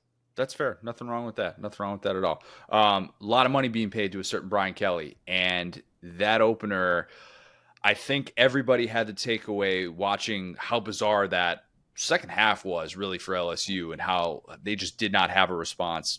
LSU is not a championship contender. So who is LSU? It's a good question for Brian Kelly last night. He didn't have the answer for it as we're recording. So, you know, I do my own model work. I would show you the laptop, but I'm literally on it right now. And that model had two teams that were big discrepancies from the AP. The most underrated team it thought was Oregon. I got Oregon all the way up at 5. The model had them at 15. Yeah, like really, really high on them. And they play Texas Tech this week, so we'll see. But the LSU, the model was really down on relative to the AP. And I guess there's this thing that happens. Okay, it happens every spring and every summer. People try and will things into existence. And they try and say things so many times that they just become reality. And that's not the way life works, nor is it the way college football works. Well, with LSU secondary, it was like the perfect confluence because you have that willing of things to be true merging with people thinking every addition you get out of the transfer portal is an upgrade. And that's not the case. Sometimes you get kids out of Syracuse and Southeastern Louisiana State, and they play pretty much the brand of football you would expect if you're getting talent from that level. I'm not knocking any kids individually. It's not their fault. I'm not knocking Brian Kelly. Like, he sat with me at media days. We had him on Late Kick. He said, this is a red flag. He flat out said to my face, this is a red flag for our team. The fact that we had to portal an entire secondary together, that's a red flag for our team. He said, it won't be like that in the coming years, but we're just in a roster situation right now where that's the case. And yet no one wanted to listen to that. Because it's what one win does. Like, make no mistake, this is about the LSU win over Alabama this year, and it's about the hyperinflation that goes on anytime you beat Alabama. It's still that way. And I think that if you want to say suffer, they suffered from it. And the only reason I say suffered is because if you put someone on too lofty a pedestal and then it comes time for them to live up to it, they're going to fail. Well, here's the problem. I've always had this fundamental problem. The folks who build you up then criticize you when you don't live up to their falsely high inflated expectation of you, which is totally backwards, but that's the way it works. Who are they? LSU is a team that still has really good personnel in their front seven. LSU is a team that has really good personnel. LSU can compete in every game they play this year. Football is this game, Connor, where we score in 3s and 7s and the ball bounces a weird kind of way. And so gaps can look like they've formed in games and against teams where there really isn't that big a gap. And what I'm trying to tell you is if those two teams played again next week, there'd be like a field goal spread on the game. That's just the way it would be. And people would dump money on FSU, and maybe they'd be right, maybe they'd be wrong. But like last night was about so much more with FSU than it was LSU for me. Like, that's embarrassing. It's humbling. But they got humbled and embarrassed against Tennessee last year, and they rebounded quite nicely and ended up beating Alabama and ended up going to the SEC championship game. So it'll be a man-maker moment for them. But I think they'll be okay. I just think FSU's a really good team. Did LSU overthink moving Harold Perkins to an off-ball linebacker spot? Yes, unequivocally, yes. That was that thing Bama was doing with Dallas Turner last year, where you're watching it and you expect all these sack numbers and all these havoc rate numbers, and you're wondering, wow, why aren't Will Anderson and Dallas Turner providing that? Well, then you go back and you watch the All-22, and they're not rushing the passer. Like Pete Golding's dropping them back in coverage. And so this is where I struggle, because I know I don't know as much about defensive football as Matt House. I know that. So if he and I sat down, he talked circles around me. Thing about it is he could lie to me and talk circles around me on that stuff, and I may not even know the difference. So I don't know what they were thinking. It'll have to bear itself out whether that is philosophy or whether that was specific game plan, by whether they do it that way in the future. But that puzzled me to no end. I will wholeheartedly agree with the popular sentiment on that. I was sitting there watching him for the majority of the night. It just locked in on him, and being there, you're kind of baffled that, and it's one thing, I think if LSU starts off against a team that isn't Florida State, you can kind of ease him into this, and it's a different set of circumstances. And instead, you look up and you realize, dang, like, I looked up the PFF numbers this morning. Guy only had 7 instances when he rushed the passer, and I think I watched all of them, and he spent 28 snaps in coverage. And Brian Kelly, Brian Kelly very easily could have said, when asked about Harold Perkins, what was missing with his performance, Brian Kelly could have just said, you know what, I got to watch the tape. I got to figure out, I got to be able to evaluate. And he's like, no, he's working through some growing pains. He's transitioning to a new position. And I thought it was really transparent. And the problem for LSU is that you have your best asset who was essentially neutralized in a game that had national championship implications. And LSU fans don't care whether or not he becomes this at the pro level. They want to win football games right now. And it does feel like there was something to be said for that. On a different note, the Jaden Daniels thing. I was surprised he got as much preseason Heisman love as he did. I'm not saying I don't think he's a good quarterback. He's a great quarterback. True or false, though, Garrett Nussmeier makes this offense have more offensive potential, potentially gets defenses away from loading the box as much, and utilizes those weapons in the passing game more than Jaden Daniels. I lean towards true. I've thought highly about him ever since he got on campus. Man, I don't want to fall into that trap, though, of the backup quarterback becoming the most popular figure sort of thing. That happens a lot. I do think highly of him. That's almost independent of Jaden Daniels. He's the starter there, so I know we have to thrust him into the equation. But I just think highly of him, period. Now, I don't know when you go back and watch last night. Again, we're talking on Labor Day, but I don't know if you go back and watch last night, if you look at it and say, this is a Jaden Daniels problem. There are 3 or 4 areas I'd circle well before him. Agreed. But I know that that's the position that attracts the most eyeballs. Here's why I believe in competition. And I know every coach preaches it, but I don't believe that the competition, even at the quarterback position, ever ends. When you name a QB1, it is not over. You have to compete every day because things may not go well during the season. And if things don't go well during the season, like what if Texas goes to Alabama and loses by 24 this Saturday, and Quinn Ewers has a horrible performance, and in the fourth quarter, Malik Murphy comes off the bench and scores 2 garbage time touchdowns? You know what they'd be saying the next week. And so The competition never ends. You can't stop competing. So at LSU, same deal. And also, what we can't know is what's the locker room dynamic like around those guys? If we saw Nuss come in, is that the kind of thing that sparks a team, or is that team all in with Daniels and they look around and think, man, we got to hold up our end of the deal? It's always a tangled web when you try and figure that stuff out because it's so much more complex than that. But I'll be interested if there's any noise around that moving forward. I don't expect there to be, but I'll be watching it. History says that Florida State is not a national championship contender because of the talent. They're sitting there at number 20 in the 24/7 Sports Talent Composite rankings, which is pretty startling to think about. History is saying that. My eyes are telling me something totally different. What are your eyes telling you? I think that talent composite rating is not wrong. I think what you're looking at, okay, so let's say it's wrong, but it's only slightly off. Let's say they're only slightly above and beyond what that metric says. Here's the difference. I'm probably about to use Texas again as an example. Florida State's talent is like a glob of butter put on bread where, you're almost at the bottom of the bucket. And so you scoop every bit of it out, but it's still just enough where you can spread a layer over the entire piece of toast. And I'm not making them sound like they're running on empty there, but they're not dealing with the same roster talent Alabama or Georgia or Ohio State are. Yet they can still play at a very high level because the talent is dispersed evenly. You and I, last time we spoke, we were talking about Texas, where up until 5 minutes ago, everyone had always said, oh, Texas has always recruited well. They've always had talent, blah, blah, blah. No, what Texas had was they had a glob of butter, but it just sat there as a glob. It wasn't spread all over the piece of toast. So there were areas that were totally barren, and you just had a bunch of it bottled up over here in the wide receiver room, basically. Well, FSU's got some of that. They got some on the lines of scrimmage. They got really good pass rushers, and they've got a quarterback that's really good. So they also got guys to stay on that team that could have gone pro last year. So that metric is supposed to be just that. It's supposed to be a guide point. It's not the end all be all. And so that's one little point of guidance. That's one little frame of reference. Then you have to take the context into it and have to use your eyeballs. Your eyeballs did not deceive you, nor did mine. That's a really good team. That's a team that can compete for a playoff spot.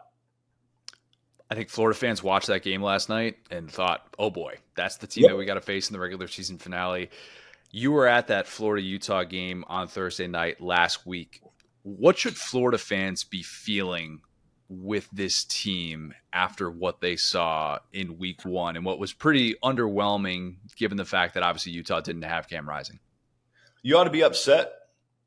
I'm always the one who preaches patience now, but coming into year two, I don't even care if you lose against Utah. It's the way you lose. They didn't out-execute them. I mean, Florida sat there and shot themselves in the foot 5 times and then said, hey, we got another one. Why don't we shoot ourselves in that foot too? And you're playing against third string quarterback out there. And you take a team out there and you take a new quarterback in Graham Mertz, which should have been the question. Mertz should have been the one that was the big question mark. And yet I'm sitting there on the field watching the game and I'm thinking to myself as halftime approaches, wow, he's not lit the world on fire, but he hasn't been the one that's cost them in this thing. And especially as the game unwound in the third and fourth quarter, it's procedural penalties all over the place. It's miscues and mishaps all over the place. It's horrible special teams. They were terrible in every phase of special teams. And I was talking to an NFL guy on the sideline about the midway point of the third quarter when Utah kind of started to pull away. And the guy said, you know what I can't believe about all this? I can't believe that Napier, having the reputation he has of being a stickler and such an attention to detail guy, is letting this kind of stuff be what beats him. If Utah's just better, they're just better. But this stuff out of all people, they were kind of dumbfounded about it, and I was too.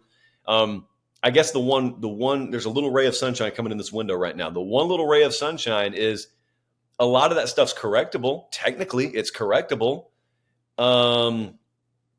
Am I overly confident that a corner will get turned? I can't say that right now, but we leave a team or two for dead every week one every year that ends up being a much different version of themselves.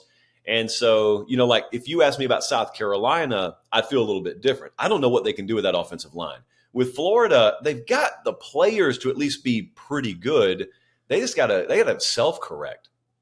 I was going to ask you that exact question of who should have more concern after their team's week one performance between Florida and South Carolina. I think I'm there with you. I don't know the adjustments that South Carolina can make on that offensive line, if that's going to be a problem. But the other thing that stood out from Florida, and Herbie brought this up, and I'm curious if you had the same thing from your vantage point as well.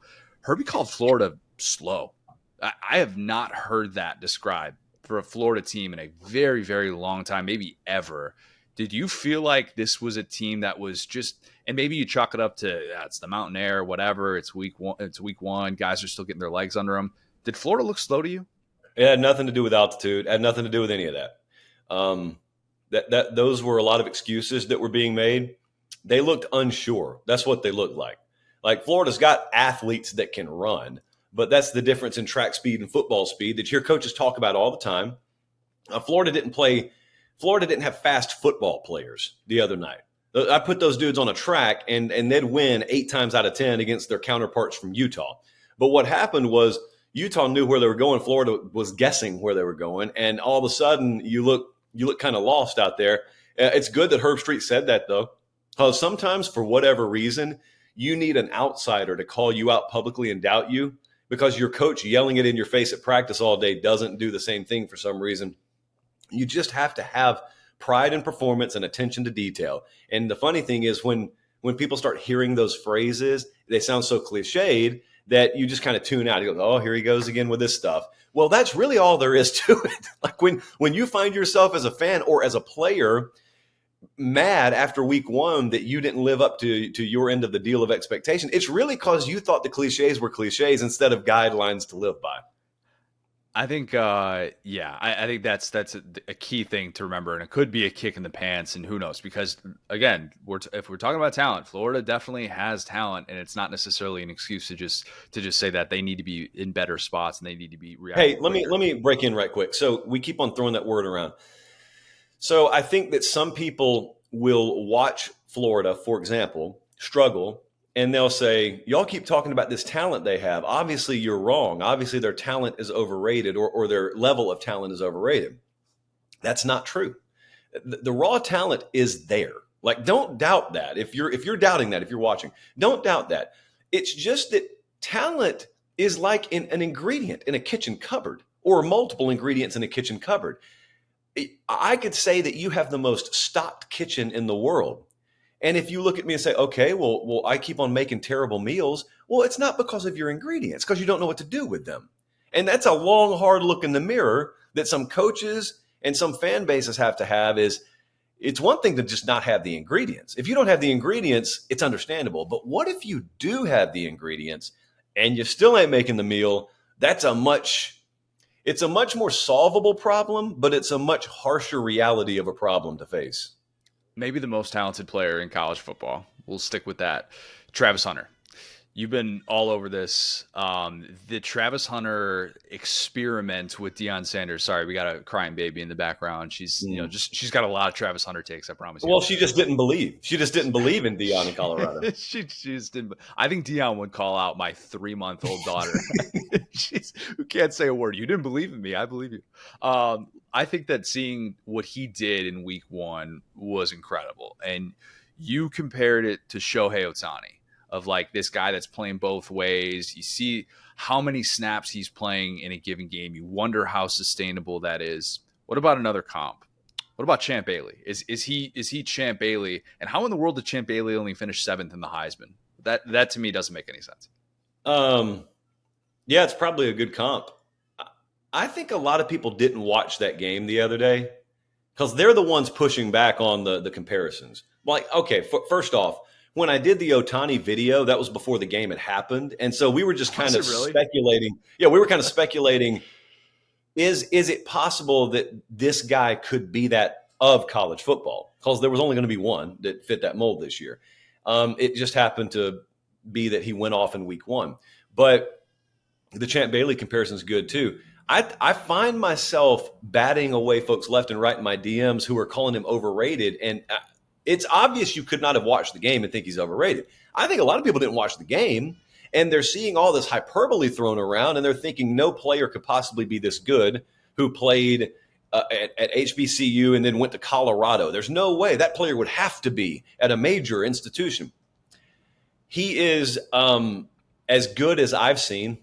I mean, I don't know. Look, here's the other thing that Deion and his staff were smart enough to do. They're smart enough to just let him go play.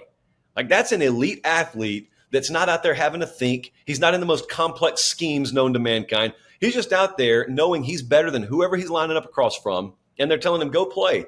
And it's when you have elite instinct and elite talent, it's wild what that looks like on a football field because you stand out like even above and beyond other really good athletes. Everyone he's playing against was the best at their high school, and Travis Hunter looks like that. Here's the other thing.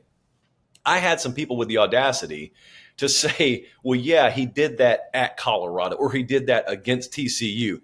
That dude is the best corner at Alabama. He's the best corner at Georgia. He's walking in. I'm talking about a place where you got like Kool-Aid McKinstry there. Travis Hunter walks in there, and those dudes are like this every day in practice as the best DB talent on that field, both of them knowing they're about to go top 5, top 10 in the draft. That kid can play anywhere. He could play both ways anywhere. I'm not saying everywhere would play him both ways, but he is talented enough to have his skill set shine in anyone's receiver room or anyone's DB room. You are high on bath salts if you think otherwise. He's got a Heisman path. As crazy as that sounds to say after someone who just plays his first game at the FBS level, I am usually not that guy.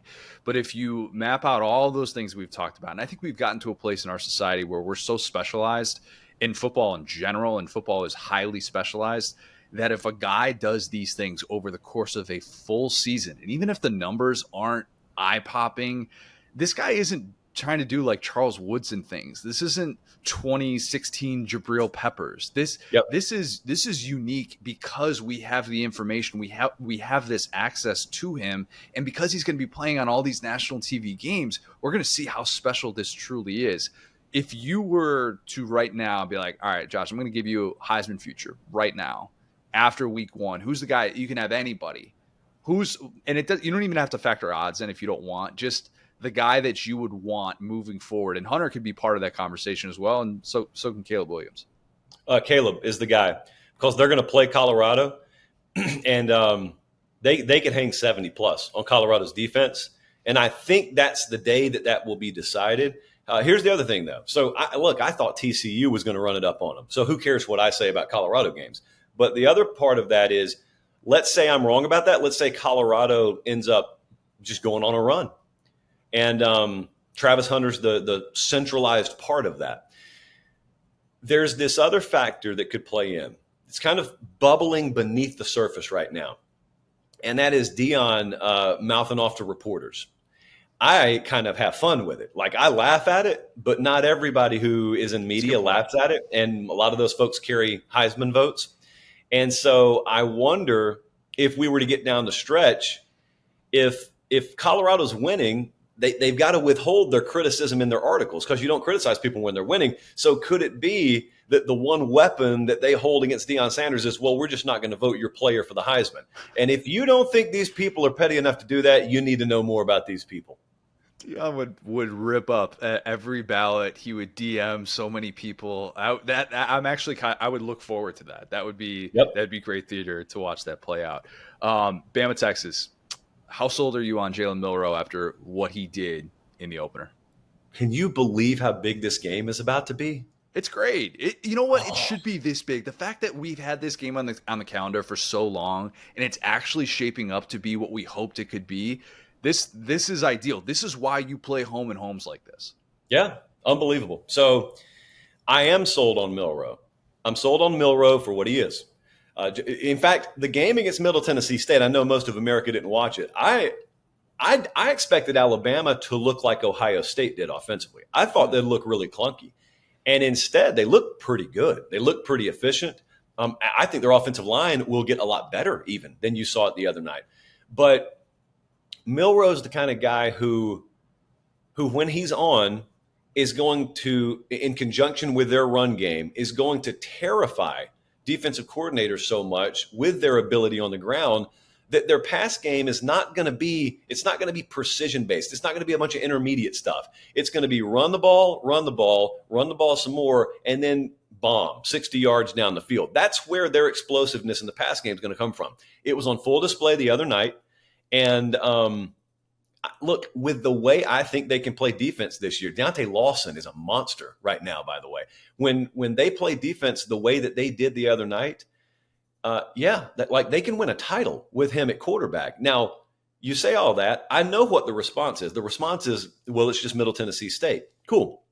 If you watched Bama last year, you know there was an aggressiveness. There was a tackling lack thereof defensively. Like, there was just a fire they lacked. They were heavily penalized last year. You go back to week 1 of this year. Tackling was wonderful. Pursuit angles were great. All kinds of fire defensively. 2 total penalties in the game. None of them were on the offensive line.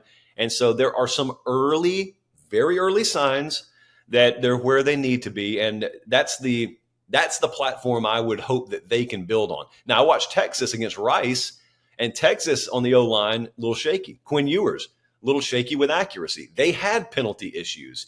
And so don't get married to week 1 because that could totally invert itself this Saturday night in Tuscaloosa But that's going to be, I think, next to the 2019 LSU game, it'll be one of the most charged environments you've ever seen in Bryant-Denny Stadium. Like, I cannot overstate enough how wild that's about to be. And you picked Bama to win it all. So I don't even need to ask you who you're picking in this football game. I'll instead ask, what is the Texas path to victory? The Texas path to really, it's pretty simple. So Texas, I think it was 27 rushes Rice had for 25 yards, or either those numbers are reversed. Either way, it's bad. And so in the process of beating Food in week 1, they did not allow Food to run on them. And that's the path against Alabama. That's, to me, the great early season matchup here is the Texas run defense against Alabama. Because if Bama can't run the ball, they will not win. I don't think they will win. And so, they didn't have explosive runs against Middle Tennessee. And their pass pro at running back was a little suspect in week 1. So those are the two areas that I'm looking at. Like I'm looking at Quinn Ewers' accuracy against what I think is a really good Bama secondary. I'm looking at Bama's pass rush utilized the right way against probably still a little suspect Texas offensive line. And so Bama pass rush against Texas O-line, Texas run defense against Bama running game. Those are the two things I'm looking at. If Texas is either equal or plus in those matchups, that's how they win the game. If Bama rolls in this game, the outside world should just be saying, oh, crap, right? I mean, this is if this happens, this is everybody else in college football's worst nightmare, and I'll even include Georgia with that. I completely agree with you. I'm just telling you, it's the feedback I got all spring and summer, and it started to really swell in the fall. Like, they're right where they want to be. That's not a guarantee they win anything, but the style that they wanted to revert back to this year, they were so intentional about it, Connor. The day the Kansas State game ended, that's when the lever got pulled in Tuscaloosa. And they said, we are not apologizing for it. We are going back to this style. It's the way it's going to be. You notice, by the way, how many offensive linemen left the program. Tommy Brockemeyer left. Javion Cohen left. Amari Kite left. And that was, for lack of a better term, a come to Jesus spring of letting guys know in no uncertain terms, this is how we're about to play. You're either with it or you're not. If you're not, get out of here. We'll find you another place to go. And a lot of guys hit the exit door. But the ones that are there are monsters. And they've got the potential to take full advantage of a world they created. Because when Bama was the last holdout and they reverted to running offense the way they did for a number of years, every defensive coordinator in America said, wait, if we don't have to stop the bowling ball offense anymore, let's get smaller up front. Let's get smaller at linebacker. Well, all of a sudden, they switch back in the span of one spring and summer, and they're running against boxes that are 25, 30 pounds lighter per man on average than they used to run into. Well, do the math. Like, guess how that works out. Now, it sounds easy. In reality, kids, it's a lot harder than that. But yeah, if they're double-digit winners Saturday, in a world where a lot of people are picking Texas to pull the outright upset, if they're a double-digit winner and they do it in that style, yeah, it'll be a wake-up call. What about A&M? Does Robert Patrick Petrino roll into Miami and beat your beloved Miami Hurricanes? Oh my goodness! This is one of those classic. Yeah, it was only in week 1 because it was an opponent from New Mexico. I'm so bought in on them. I so think that they may be the second best team in the West because it was like with some other schools we've been talking about, but A&M even more so. They've got a top 5 talent roster in the sport, so they've had a Ferrari sitting there, and there's just like, hey, can someone get that kid out of the driver's seat? We have an adult here. Let the adult sit in there. As soon as the adult sits in the driver's seat of a Ferrari and turns it on, you hit that gas pedal and it vroom, vroom. That's kind of what A&M felt like to me because they've got so much talent. I think one of the most overlooked things in the SEC is how loaded A&M is in the wide receiver room. But you just look at them like I do and say, doesn't matter. It doesn't matter how much wood is stacked up over here because it's soaking wet. You can't light that on fire. Well, at A&M, all of a sudden the wood's dried out a little bit. And Robert Petrino, as you call him, he's got the lighter in his hand. And I love the way Miami looked in week 1. Like, talk about an offensive line overhaul. So I think they match up poorly with A&M. I'm very excited to watch that game, though. It's a really underrated game in week 2. You didn't make a pick. I knew you would make a pick because you love Miami. Oh, no. It's way too early. Way too early in the week for that nonsense. All right, fair enough. Fair enough. Josh, really appreciate it. Oh yeah, plug your new venture with Cardale Jones and Beanie Wells that you're doing with CBS. Yeah, how about that? So they played in Columbus, Ohio. I am Heard of from them. Columbus, Georgia. So real Columbus synergy going on here. No, Inside College Football is a show on CBS during the week in the fall, CBS Sports. And so we're going to kind of rotate in there, flying up to New York right in the middle of the week.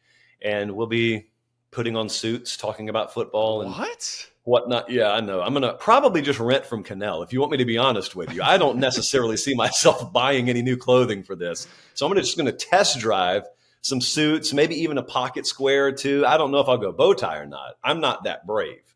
It takes a big man to wear a bow tie, and I'm not that big man. So instead, I'm just going to feel it out, see how it goes week by week.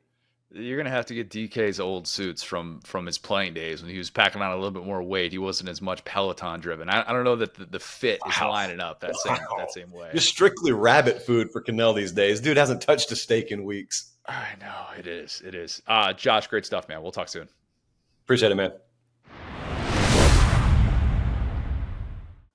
I'm now excited to be joined by a very special guest. It is Fox Sports' RJ Young, host of the number one show. RJ, let's start with the biggest story in college football from opening weekend.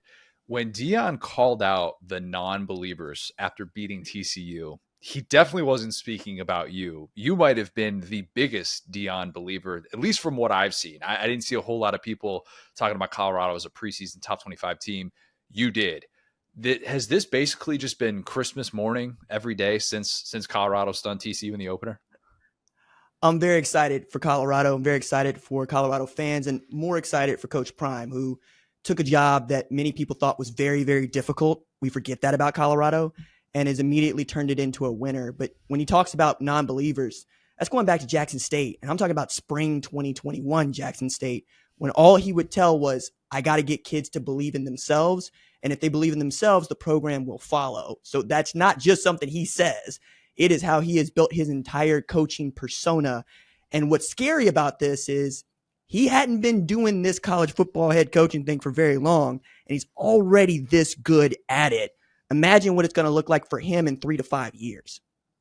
That's the key thing to remember. And it's going to be interesting because, you brought up a couple of really interesting points talking about this in the column that you wrote on Monday about why we should have realized that the rebuild would be a quick one. And for all the things that we can talk about with Colorado, about the lack of historic success, really more so in the 21st century, like there were things that Deion did in that process that was going to make this quicker than probably the average person was expecting, like USC and TCU providing the blueprint, but also the Sean Lewis element to this is something that I want to talk about with you. Deion's a great CEO. He has acquired a ton of talent. The name of the game is talent acquisition, but hiring Sean Lewis to run his offense, especially after seeing the way it looked week one, that looks like such a massive personnel decision that worked out in his favor. It's almost like he studies the game. Right? It's almost like he's looking around going, I wonder who's good at this. And I wonder what would suit the style of offense that I want to run, almost like any other great Power 5 head coach would do. The thing that really impressed me about Sean Lewis's offense is that it is modern college football as we know it. They go fast. They love an intermediate game. They exploit matchups, which is a very NFL style of offense where you're going to have Travis Hunter lined up on whomever, and you're going to say, I think he can beat Josh Newton, or I think that Dylan Edwards can beat this linebacker or this safety, but they're going to get a bunch of snaps. And that was one of the other reasons I felt really good about that hire and about this offense is 2020 is a junk statistical year for the most part. Like I want to throw out everything but Alabama, which I think right now might be the most remarkable season anybody's ever seen, given what the pandemic did. But they put up 606 yards of offense on average in 2020. And then Dante Cephas, who's playing wide receiver at Penn State right now. Colin Schlee, who was arguably in the camp battle at UCLA for that starting job, was his quarterback. And everywhere he'd been, Bowling Green, Syracuse, even Eastern Illinois when Jimmy Garoppolo was there. We're talking about a guy who has been around offenses that produce. I had no reason to believe, given the kind of talent around Shedeur Sanders and the kind of talent at Sean Lewis's disposal, that they wouldn't come out and at least put up about 400 yards a game, because that's just the nature of the offense, right? That snaps. And when you can snap it as quickly as they do, as much as they do, you give yourself more opportunities to get into the end zone. I'm of the belief too that another huge piece to this puzzle, and it's a big piece of the puzzle in what Deion was hired to do and what he's going to try and do moving forward, just because of how one of one the roster rebuild is. Alignment. Alignment is everything in a situation like this. Like, you can't walk into every program in America and do what Deion did, because you run into all these things, all these hurdles that you have to overcome with the high school recruiting element. And because you can't tell boosters in this day and age, hey, I know you got that 4-star kid on an NIL deal, but he's not good enough to see the field, and he just gets cast off. Like, you burn bridges in a hurry if you do stuff like that at certain places. Not everywhere, though. Where else could Deion's approach have worked? If you look at the timing of the hire, and I guess maybe you could expand it out to programs that didn't necessarily need a head coach in the last cycle, but there's a school I have in mind that I wonder if it could have worked at. But is there any that come to mind that, like, in addition to Colorado, where this would have been fascinating to see this experiment play out? Well, I want to ask you first, who's the school you got in mind? Nebraska. Oh, okay. All right. So think about it from the standpoint, because Nebraska and Colorado, they don't want to hear this. And I realize big matchup upcoming weekend, big noon kickoff. Like, you guys have a lot of eggs in this basket, which is so far looking like such a smart move to make on the part of Fox. But I think, as somebody that spent 2.5 years in Nebraska, and I've seen the recruiting in state, and a program that is so desperate that does have alignment. When it has alignment, it's worked. What Nebraska has not had for so much of the 21st century is alignment. That goes back to Sean Eichhorst and Bo Pelini, their rift that they had. All of a sudden, like, Sean Eichhorst brings in Mike Riley, and there's this big discrepancy all over the place. But now you wonder if they would have been at that place. And Matt Rule looks like they have alignment right now. But the Deion thing at Nebraska would have been fascinating to see play out. I think it would have, but I'm not sure you would have gotten the same results. And there are a couple reasons as to why, right? The first one is alignment begins with, is everybody on the head coach's team? And by that, I mean, are you going to support him even when he's doing things that are non-traditional and things that you haven't done in the past? The thing about Nebraska that I think we forget, even going into the 2000s, is how big a deal Prop 48 was for getting players on campus, right? I think the 95 national championship team had something like 145 players on that roster, because they could get those guys on campus, and you could recruit the state of Texas, unlike you can in the Big Ten, because you're going to play those games in front of families that really give a damn. The other part about that is Deion Sanders is a navigational system. He wants to bring in his identity, the way that he wants to do business at a place that needs him. And Rick George, athletic director at Colorado, was a guy that needed him, but also was a guy that had laid the groundwork in the previous 2 coaching hires to go get a guy like Coach Prime. I know that people are scared of this part, but I'm not. They hired 2 black head coaches before Prime. And Mel Tucker went to Michigan State, won 11 games, lickety split. Right? Carl Durrell had it going in 2020, again, a junk statistical year, but that was also the last year for which they were ranked in the AP. So you've already said, okay, we're open to just a little bit different than perhaps the primary population that goes to our school, but we want to win. And they signed him to a contract that they weren't sure they were going to be able to pay right away. And then you saw people really get on board because of the presence of Prime. One of the things I really love about this story is that man is fun. Like, everybody's got an opinion about him, but he is saying things that we have begged college football coaches to say for years. At halftime, in a game that is tight, he is saying, hey, my guy wins the Heisman if he catches 2 of those balls. And I'm like, oh my God, what other head coach would have said such a thing, right? It's all X's and O's. It's all, hey, we got to do the little things. We had this miscue or that miscue. Not Prime, right? He gives himself enough runway to not just say what he believes, but to be confident in why he is saying it. Nebraska, I'm curious to see how this goes with Matt Rule. I think they got the right guy. I just don't think that they're going to be on the same timeline as a Colorado, because, again, the University of Colorado handed him the keys, not just to his program, but to the university, and it's mostly stayed out of his way as he's continued to just do this how he knows how to do it. And that's why I think it's really getting under some people's skin. Deion essentially came in with his own farm system, which is so unique because of where he came from and the access to the talent that he was able to acquire at Jackson State. It's not like he brought everybody over from Jackson State, but he had such a great head start in that place, and what is so important there to be able to rebuild things. I find myself wondering if after the death of Mike Leach, Deion is kind of taking his place in the sport, and in a very different way, and nobody's ever going to confuse those two. totally different viewpoints, but just off the cuff, stick to my guns guy, probably makes people uncomfortable at times. But if you're all in, he can build up your program. What do you think of that comp and him kind of being this guy who we talk about with Mike Leach, like it was a personality lost in the sport when he died so soon. It feels like Deion is stepping into a bigger role like that, and a role that we desperately need in college football. I think that the comp in most entertaining is right on the money, but I also personally feel connected to both of those men. And I think that says a lot about me as much as it does those men. Mike Leach was kind to me at a time when not a whole hell of a lot of people knew my name, right? So I'm looking to find people that have worked with Alex Grinch when he got the job at Oklahoma. And the last place he had been a full-time coordinator where he didn't share the role was at Washington State. And Coach Leach took my phone call while on vacation in Key West. It's actually on the YouTube channel still there. He's talking about hens and chickens and what their verticals must be like to be on this fence that he's staring at, while he's also giving me the 411 on Coach Grinch. And in relation to Coach Prime, he did my show almost immediately after he got the job at Jackson State in September 2020, and did the show again in February the next year around the Super Bowl, talking about what it might mean to get a guy like Travis Hunter and so forth and so on. Those men make themselves open and available to the people that are open and available to him. Now, they also share a philosophy that is, we're going to get the ball to the best player that we have as often as we can. Like, that was always cool about the air raid as Leach ran it, was, you know who was going to get the ball because that dude was better than your dude. The same thing is true of Colorado. You know who's going to get the ball because that dude is better than your dude.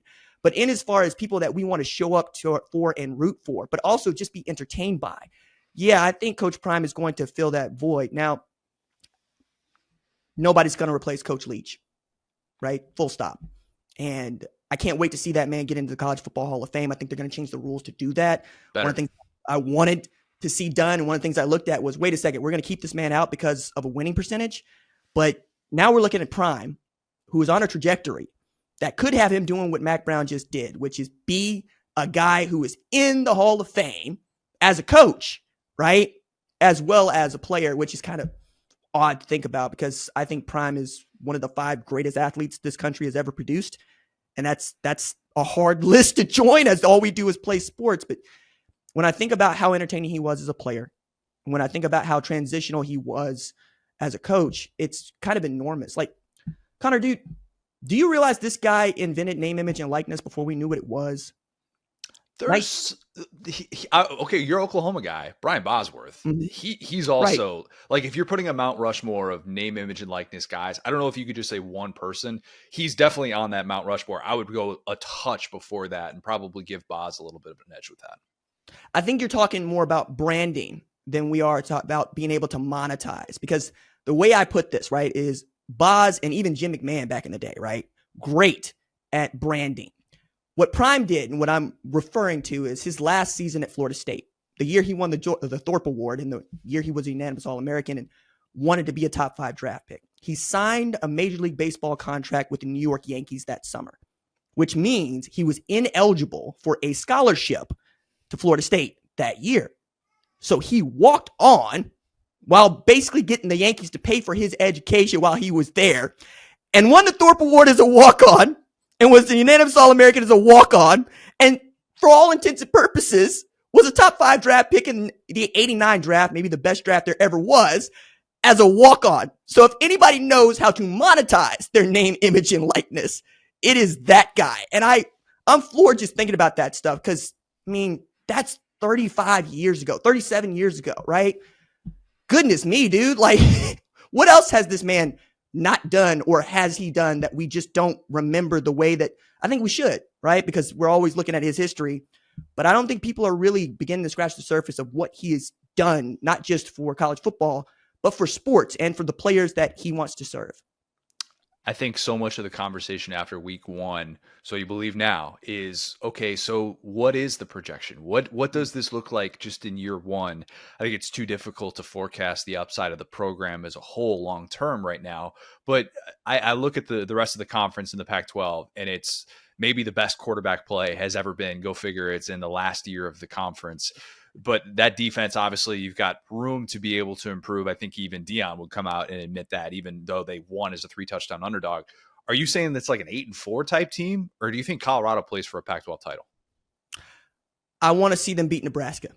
Let's start that. But, when they play against Oregon, people are really going to want to line up, I think, to see that team lose. I'm not going to root for anybody to lose because I know how hard that is for anybody. But I also am looking at this program, and now that you've seen what they did against what was a top 25 team and what was the national title runner-up, I'm not going to put a ceiling on what they're capable of, right? I really think that it's going to be a week-by-week experience for them. And like every team, right, how are they going to deal with injuries? How are they going to deal with depth? They've got things to fix on special teams, which was appalling at times to watch against Texas Christian.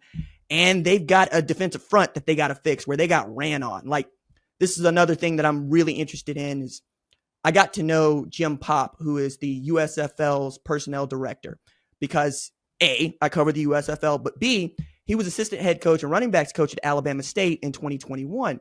Alabama State's also the first team to ever beat Prime as a head coach. And what were they able to do? They were able to get Ezra Gray, their running back, 194 yards on the ground, right? And they rode that into a win. What you saw Monty Bailey do against Texas Christian, that's kind of been how you get at a Coach Prime team. Somehow, they're just not as good as you want them to be, particularly in the middle of the defense. Now, Oregon probably going to do a better job at exploiting that than, say, Nebraska. But if Nebraska, Gabe Ervin, even Jeff Sims, even Anthony Grant can actually get them closer to 150, 200 on the ground, they got an opportunity to win that game. So that's the thing, right? Fix your front seven as best you can with your depth, and if you got it, right? And then try to outscore people because that's going to be the recipe for them. 8 wins feels like it would be far and away, an outstanding season for Colorado. But Prime is not thinking about 8 wins. He's never thought about 8 wins in his life. Like he's always thought about running the table. It's a man who changed their 2022 slate because he was like, why would we put a game on there that we're getting paid to get beat up on? No, we're not on that level. We don't have those sorts of players. Let's play to our conference championship and let's play to our SWAC championship and see what we can do, which is no different than what Georgia does every single year, right? We always push back on that a little bit. Who you're going to see what? One FCS team in September. You're going to see another FCS team in November. Yeah? 2 Power 5 teams that they schedule in non-conference play almost every year with the exception of this year because of the Oklahoma series, the way that fell through with them going to the SEC. So I'll give Georgia credit. So HBCU, like Jackson State, the equivalent would be scheduling what, a D3 opponent? Twice? Sure. Okay. That's what I'm saying, right? Is we've seen people gear their schedules toward winning, right? He's going to play whomever they put on the schedule, but like Kirby Smart, he's going to have some say about who they have on that schedule and win. Like, I'll go back to last year with Oregon. If 49-3 is not on their resume, right? And Dan Lanning doesn't have to come out the box against Georgia, he probably wouldn't have done that. And they probably win 12 games instead of 11. That's my point here, right? Is he's going to do this in such a way that we're all going to look at it and say, why is this different? Or I'm going to look at it and say, why is this different than what we see in the sport? Now, your point about Georgia's taken, right? And I don't want to take anything away from Georgia. I do want people to look at what Prime is doing and then put it up against what Nick Saban and what Kirby Smart do, right? Put it up against what Dabo Swinney does. I think about how people would talk about Prime if they had been Clemson against Duke. Okay, would we talk the same way? Would we give them the same benefit of the doubt of, no, they can make the playoff? No, it's all past, right? We're using the past to predict the future. The problem with Prime in Colorado is, for the most part, we haven't seen anything like it. Like I mentioned USC, I mentioned TCU, but everybody believes that those are one-offs or got great coaches. In both cases, I think they got great coaches and they're one-offs, but so is Prime. That's my point. Yeah, it's only 1 week, but I do find myself having to strip the logo and be like, all right, I need to throw out the one bowl game in 15 years stat and the one bowl game they went to. National Coach of the Year, Mike McIntyre. Like, I need to throw that out. It's still wild, by the way. I have to remind myself that he won Coach of the Year. Yep. Mike McIntyre, friend of the program, great coach, but that it is a difficult job. And we're seeing, though, obviously, the right situation right now. It's definitely working. I want to talk Oklahoma with you because I know that's your bread and butter. poor Butch Jones was on the receiving end of that week 1 beatdown. Really ugly. I feel like everyone is talking about Jackson Arnold, the 5-star true freshman that SEC fans are going to learn about really, really quickly. But Dillon Gabriel is healthy, and he's playing with probably his most talented team ever, with Jeff Lebby as his offensive coordinator again. And nobody seems to remember that he can actually come back in 2024 if he wants. He has that year of eligibility available if he wants to take the medical red shirt for the 3-game 2021, whatever it was that he had. How do you see that whole situation, that whole quarterback dynamic playing out at Oklahoma? I don't see it so much as Dillon Gabriel being great, because we know Dillon Gabriel is great, right? We know what he means to the offense. It's seeing Jackson Arnold back there and going, praise God, because that was the whole difference between getting beat down 49-0 against Texas and maybe that being a football game, right? So yeah, Dillon can come back, but we're looking at that dude down there from Denton, Texas going, oh, we're okay. We're good. That dude's tools are loud, right? So if something happens to Gabriel, I feel much better about Oklahoma going into this season than I did last year, where we're basically running Wildcat quarterback in Braden Willis and going, please help us, right? So that's one. Two is, yeah, that offense, it levitates. But not just because it's talented. Tyler Guyton is a dude on that offensive line. Bill Bedenbaugh went into this knowing what his 5 were going to look like, and basically those 5 went out there and didn't give up a sack when they dropped back. Ran the ball for 200 yards on the ground, used the tailbacks really well, and frankly, goose egg. I don't give a damn who you think Arkansas State is. It's a proud G5 program. Butch Jones is a good head coach, right? Start there. They didn't beat up on Portland State 81-7. They beat up on Arkansas State 73-0. And as much as I love seeing 73 points scored, like most Oklahoma fans, that goose egg, that's the thing I'm looking for. Because last year, giving up 30 a game, right? Giving up 461 a game. That's not Brent Venables. Nobody associates that with Brent Venables. They went into the portal, not unlike Prime, pulled out a bunch of dudes on that defense they think can help them. And then you're getting to see guys that have been to the promised land in a way that some of these guys haven't. Like Andrew Anthony has won a Big Ten championship. He has played in the college football playoff. That's not something any of these guys at Oklahoma can say, which is wild to think about, right? So you're going to need that experience, but you're also going to need to keep Dillon Gabriel healthy. And when you can, like they did against Arkansas State, get Jackson Arnold those reps, because things happen over the course of the season. Are you sold on future SEC head coach Brent Venables? Am I up on him or am I cold on him? What are you asking? Just sold, like sold. Sold. That he's Excuse me. Yeah. Sorry. Didn't mean to be anything other than unequivocal on that. I don't know that anybody at Oklahoma goes as hard as that guy. Like I went down there in April to have a sit down with him in his office, and I got to sit outside and just listen and see people and say hi to some players that I haven't seen in some time. One of my favorite things about this job is I get to know these guys sometimes as early as 6th grade, and then they grow up to be these men, and I get to see them again. It's really great. But I'm hearing Brent Venables loud in the meeting room, telling people what they're not going to do and what they are going to do and how we're going to do it. And this is April, right? That dude's always on. Story I'll give you, because this one was the one that made me understand who Brent Venables was. Rufus Alexander years ago played defense for Brent, and Rufus remembers at a random practice watching how Coach Venables prepared for their practice. So he would chug half a Gatorade, open a Red Bull, dump the Red Bull in what was left of the Gatorade, shake it up, chug that, and then go to work. That's an interesting cocktail. All right. I'm saying, right? You've seen him, right? It looks like that dude is on all the time, and he believes what he is saying. And if he has to get out there and show you how to do it, he will get out there and show you how to do it. You're going to need that edge in the SEC. I mean, you know this better than most. Nothing in that conference is given to you. Not a damn thing. You know, the idea that Vanderbilt is 2-0 says more about the SEC than it does about Vanderbilt. They know that they got to level up if they want to compete. So, yeah, I'm sold on Brent Venables, and I want him to keep the job just as long as he wants to hold the job. What percentage chance do you give Texas of going into Tuscaloosa and beating Alabama? I picked them on my show. I like what they have. So it's a couple of things, right? I'm watching how Alabama wants to play football against Middle Tennessee.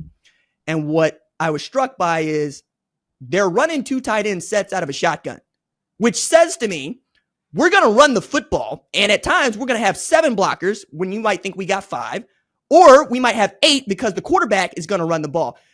Underrated here. Every last one of those quarterbacks played. Cool. We knew that. Every one of them had a rushing touchdown. And anybody that's seen Ty Simpson play high school football knows that ain't necessarily his bag. You know what I'm saying? So they are going to be a team that wants to pound on people. Now, it's not to say he can't run it, but you much rather see that dude sling it. Whereas Jalen Milroe, his highlight tape at Katy is just running by people. It's just shaking people like a bowl full of Jell-O. And now that dude is cock diesel like you read about, right? And he's still got that laser foreign arm. It's about accuracy. And then defensively, they're going to be what they've always been. So they're going to limit your possessions is what I'm saying, right? They're going to limit how many times you get to touch the ball. And they're going to try to sit on your chest like a gorilla. Texas, much more fine-tuned than they were last year. Quinn Ewers looks better. He's lost 30 pounds. He's clean-shaven. He looks like a Texas quarterback. Whatever you think that looks like, that's what he looks like. They are deep at running back. They got dudes at the receiver positions. And Steve Sarkisian has been licking his chops at this one because some of the stuff they come out and run and the way they dress these things up is kind of fascinating to me because if you are watching the offensive line and you're watching guys go by it and you're watching guys go in the backfield and spin out, you can get misdirected real quick. So you hit the wrong gap and all of a sudden that guy's to the house. I just like them this year. And I like them in a transition year for Alabama, right? 2 new coordinators. You're not really sure about the quarterback, even though I thought Jalen Milroe looked just great. And I've been a Jalen Milroe fan for some time. But if you're talking about scoring, yeah, man, I think Texas can outscore them. It's about, do they get enough opportunities to outscore them? And that's going to be the defense. Jalen Ford leading that defense, Anthony Hill, Jalen Catalon, Tavondre Sweat. I think those guys are ready for the challenge. If we get a Texas-Bama upset, maybe we also get Tulane taking down Ole Miss. Miami beats the fighting Bobby Petrinos. How much dancing on the SEC's grave will you do? None. RJ, None. I know you better. Come on. I'm serious. A, everybody's good. Everybody's good. Everybody's good. B, the teams that you just mentioned, Tulane won, 12 games and beat USC in the Cotton Bowl last year with the quarterback that was 12, I think, of 14 against South Alabama. All right? That's a good football team. You know, as much as people want to dunk on Miami, Tyler Van Dyke looks good, and we all know that Mario Cristobal will have that team right. It's about whether or not he'll have that team right against Texas A&M. We talk about the fighting Bobby Petrinos, but Connor Weigman is still a dude back there that can spin it. Evan Stewart's still a guy that can take the top off the defense, right? I think they're going to play good football teams, and I think if they lose those games, it's fine because it's still SEC play. Like, LSU didn't play a bad game against Florida State as far as I'm concerned, right? They didn't take advantage of as many mistakes as Florida State did because you watch that game, you're going, nah, this game was nip and tuck until basically Keon Coleman decided, okay, I'm going to be open down the field, just throw me the ball, Jordan. But at the first half, I didn't trust Jordan Travis to pass me the salt.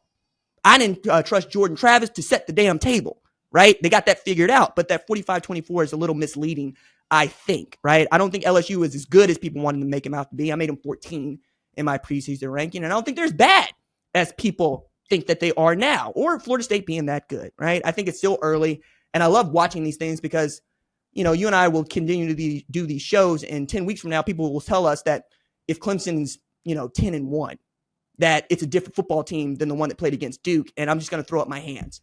I'm going to go, what are we doing here? Are we going to take this week by week? Because I don't believe in overreacting to a 12-game season. Every week counts, but anybody can get beat, and all the teams are good. I'm going to set alerts for your tweets then on Saturday. I'll be ready to go. Hey, I'm ready for it. That's fine. Hey, I'll just kindly remind you that it's still been 5 years since a non-SEC team won a national championship. I'm just calling it like I see it. 15-18, right? Week. Yeah, Isn't it 15-18 national champion? Yeah. Hey, I know what it is, right? And we talk about playing in the playoff. That's a totally different conversation. You want to talk about dancing on the SEC's grave? You get 2 SEC teams in the playoff and they get beat by a Big 10 team, a Pac-12 team, Big 12 team, whatever. Yeah, okay.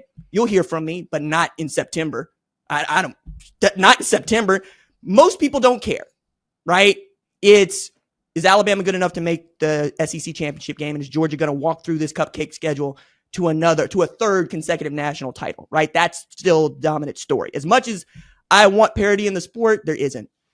We get into that nitty gritty of December and January, and then the cream rises to the top. And right now, that's the SEC. RJ, really appreciate the time, man. Enjoy week 2. I appreciate that, brother. Let's close with some lad of the week, Will. I've got one, friend of the program, Mike Elko. I am so happy for that guy, the Duke head coach. Watching him have that moment, knocking off Clemson, was awesome. Absolutely awesome. You saw it on Labor Day nights. The student section just totally swarmed instantly. I found myself rooting for Mike Elko really the last 6 years since I met him. I met him at IMG. You were there that day at IMG too? I sure was. Was he working for A&M or Notre Dame? He was at Notre Dame at the time. Yeah. Yep. And we chatted with him for a bit, and I just have always thought he knew his stuff. Watching his defenses, I felt like he was a guy that deserved an opportunity to run his own program. And hey, you know who else was there? Sam Pittman with a camcorder. That picture. Will took pictures for us, and if you go deep in the Saturday Down South podcast archives, you can find the episode that we did on IMG and what they were building at the time. And really cool project that we worked on that took a lot of time that Will and I like grinded away for a very, very long time to be able to produce. It was really fun, kind of early SDS for me. But yeah, Sam Pittman, there's this picture of him like holding this camcorder type camera. He's with a Georgia shirt on. He's just scouting O-linemen like zoomed into their ankles, trying to see the drills they're doing. And I just realized that was Sam Pittman. Like, as you were saying, I was remembering the pictures I took. I love him so much. But yeah, Elko was there as well. Ton of guys. If we could go back to those photos and see where those guys are now, there's probably a lot of guys like that.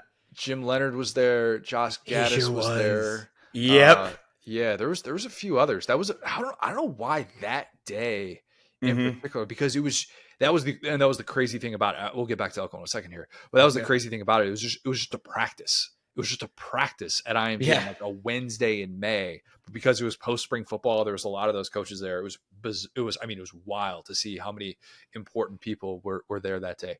But yeah, with Elko, I knew him as this kind of fiery guy.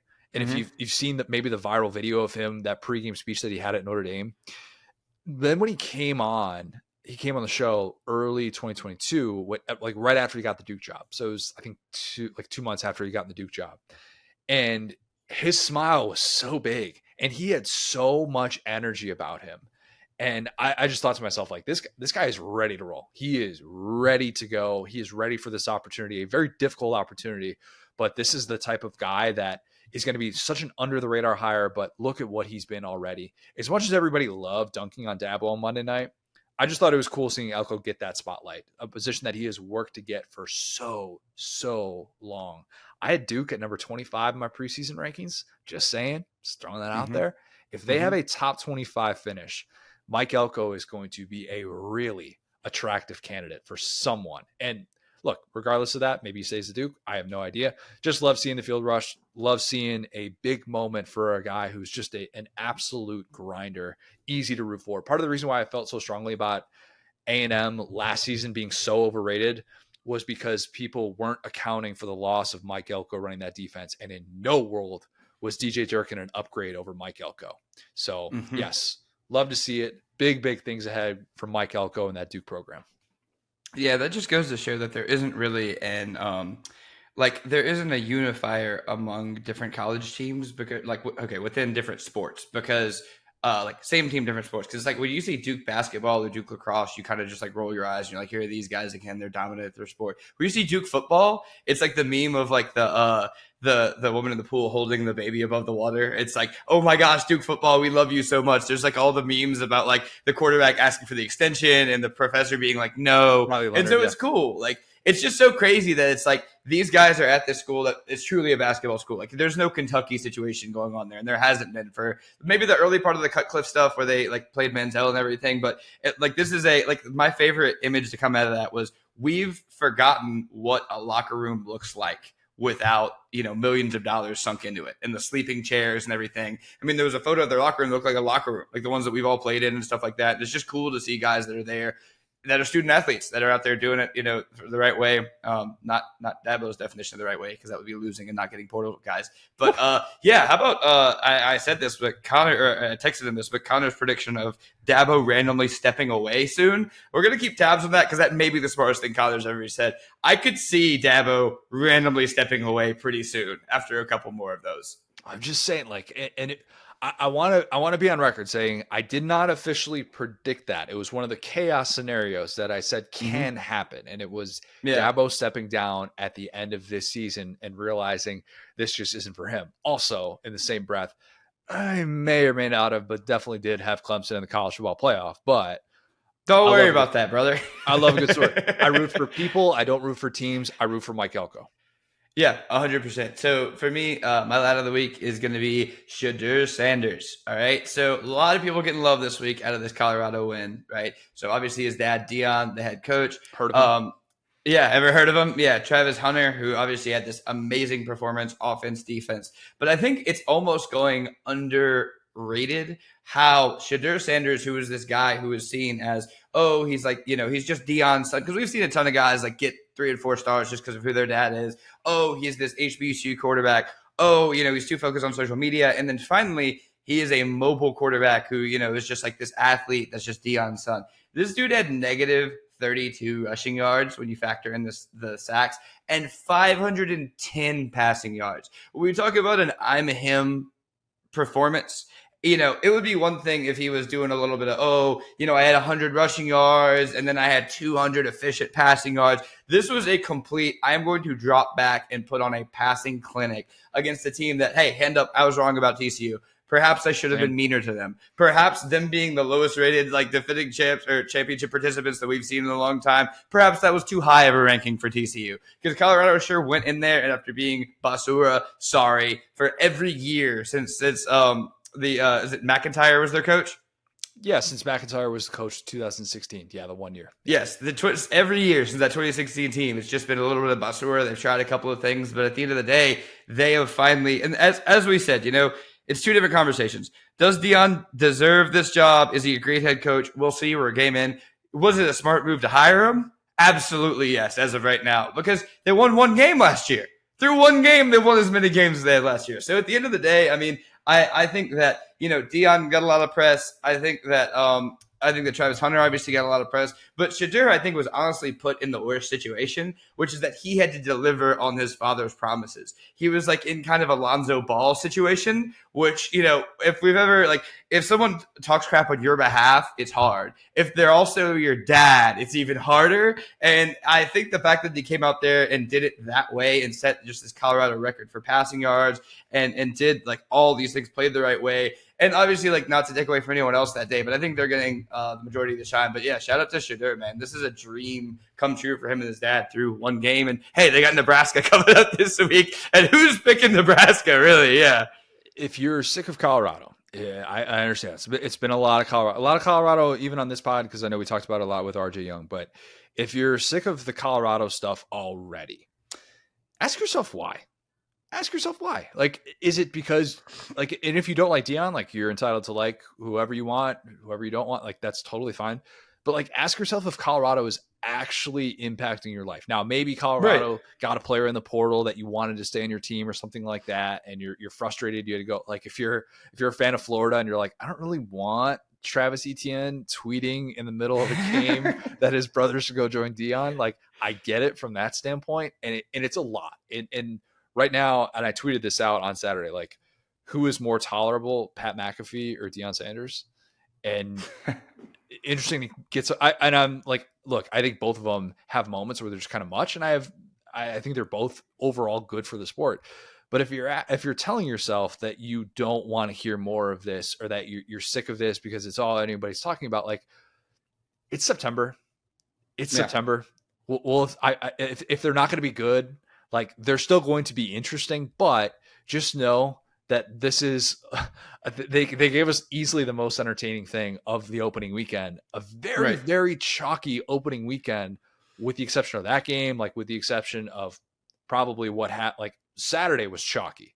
Sunday, Monday, not so much chalky, but I find myself fascinated. And if that's not for you, like, I don't know, just kind of ask yourself why and get along for the ride. It's going to be a fun one.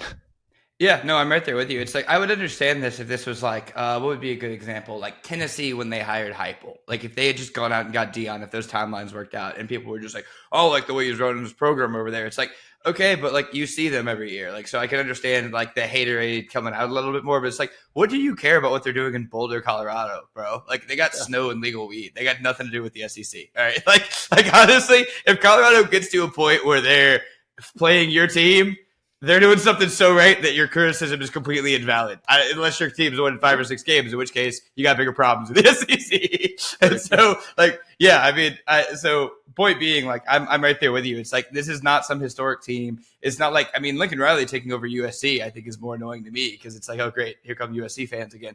I mean, Colorado fans like deserve something. You know what I'm saying? It's not like this is a hateable fan base. Their uniforms are cool. So yeah, I think it being at such a low key place and being at a place that's, you know, made these risks. They're moving back to the Big 12. They seem like they're making the right decisions right now. So yeah, as we discussed, we talked about they'd probably be a 3 or 4 win team, but I would like nothing more than for them to scare the crap out of every other team. This is what we talk about. Make these games interesting. Like give me something to watch, especially as we have nothing invested in Colorado Buffs football. Let's make it fun. Who cares? Don't hire another retread and win, 6 games and then 4 games and then 2 games and get fired. What's that going to do? If you're going to do that, do it like this where it's awesome. Agreed. It's interesting. No doubt about it. If you have not, leave us a 5-star review. Subscribe to our YouTube channel, Saturday Down South on YouTube. You can watch every single episode of the Saturday Down South podcast, which is presented by Texas Pete. Follow us on X at the SDS Pod, at Sat Down South. I still don't like saying that. You've been AP Style Guide pilled. You need to just call it Twitter. We got to be the change that we want to see in this world. Don't call it X. They're not paying you. On the app formerly known as Twitter. We'll go with that. That works. At Go So Hard as well. Thanks, guys. Talk soon.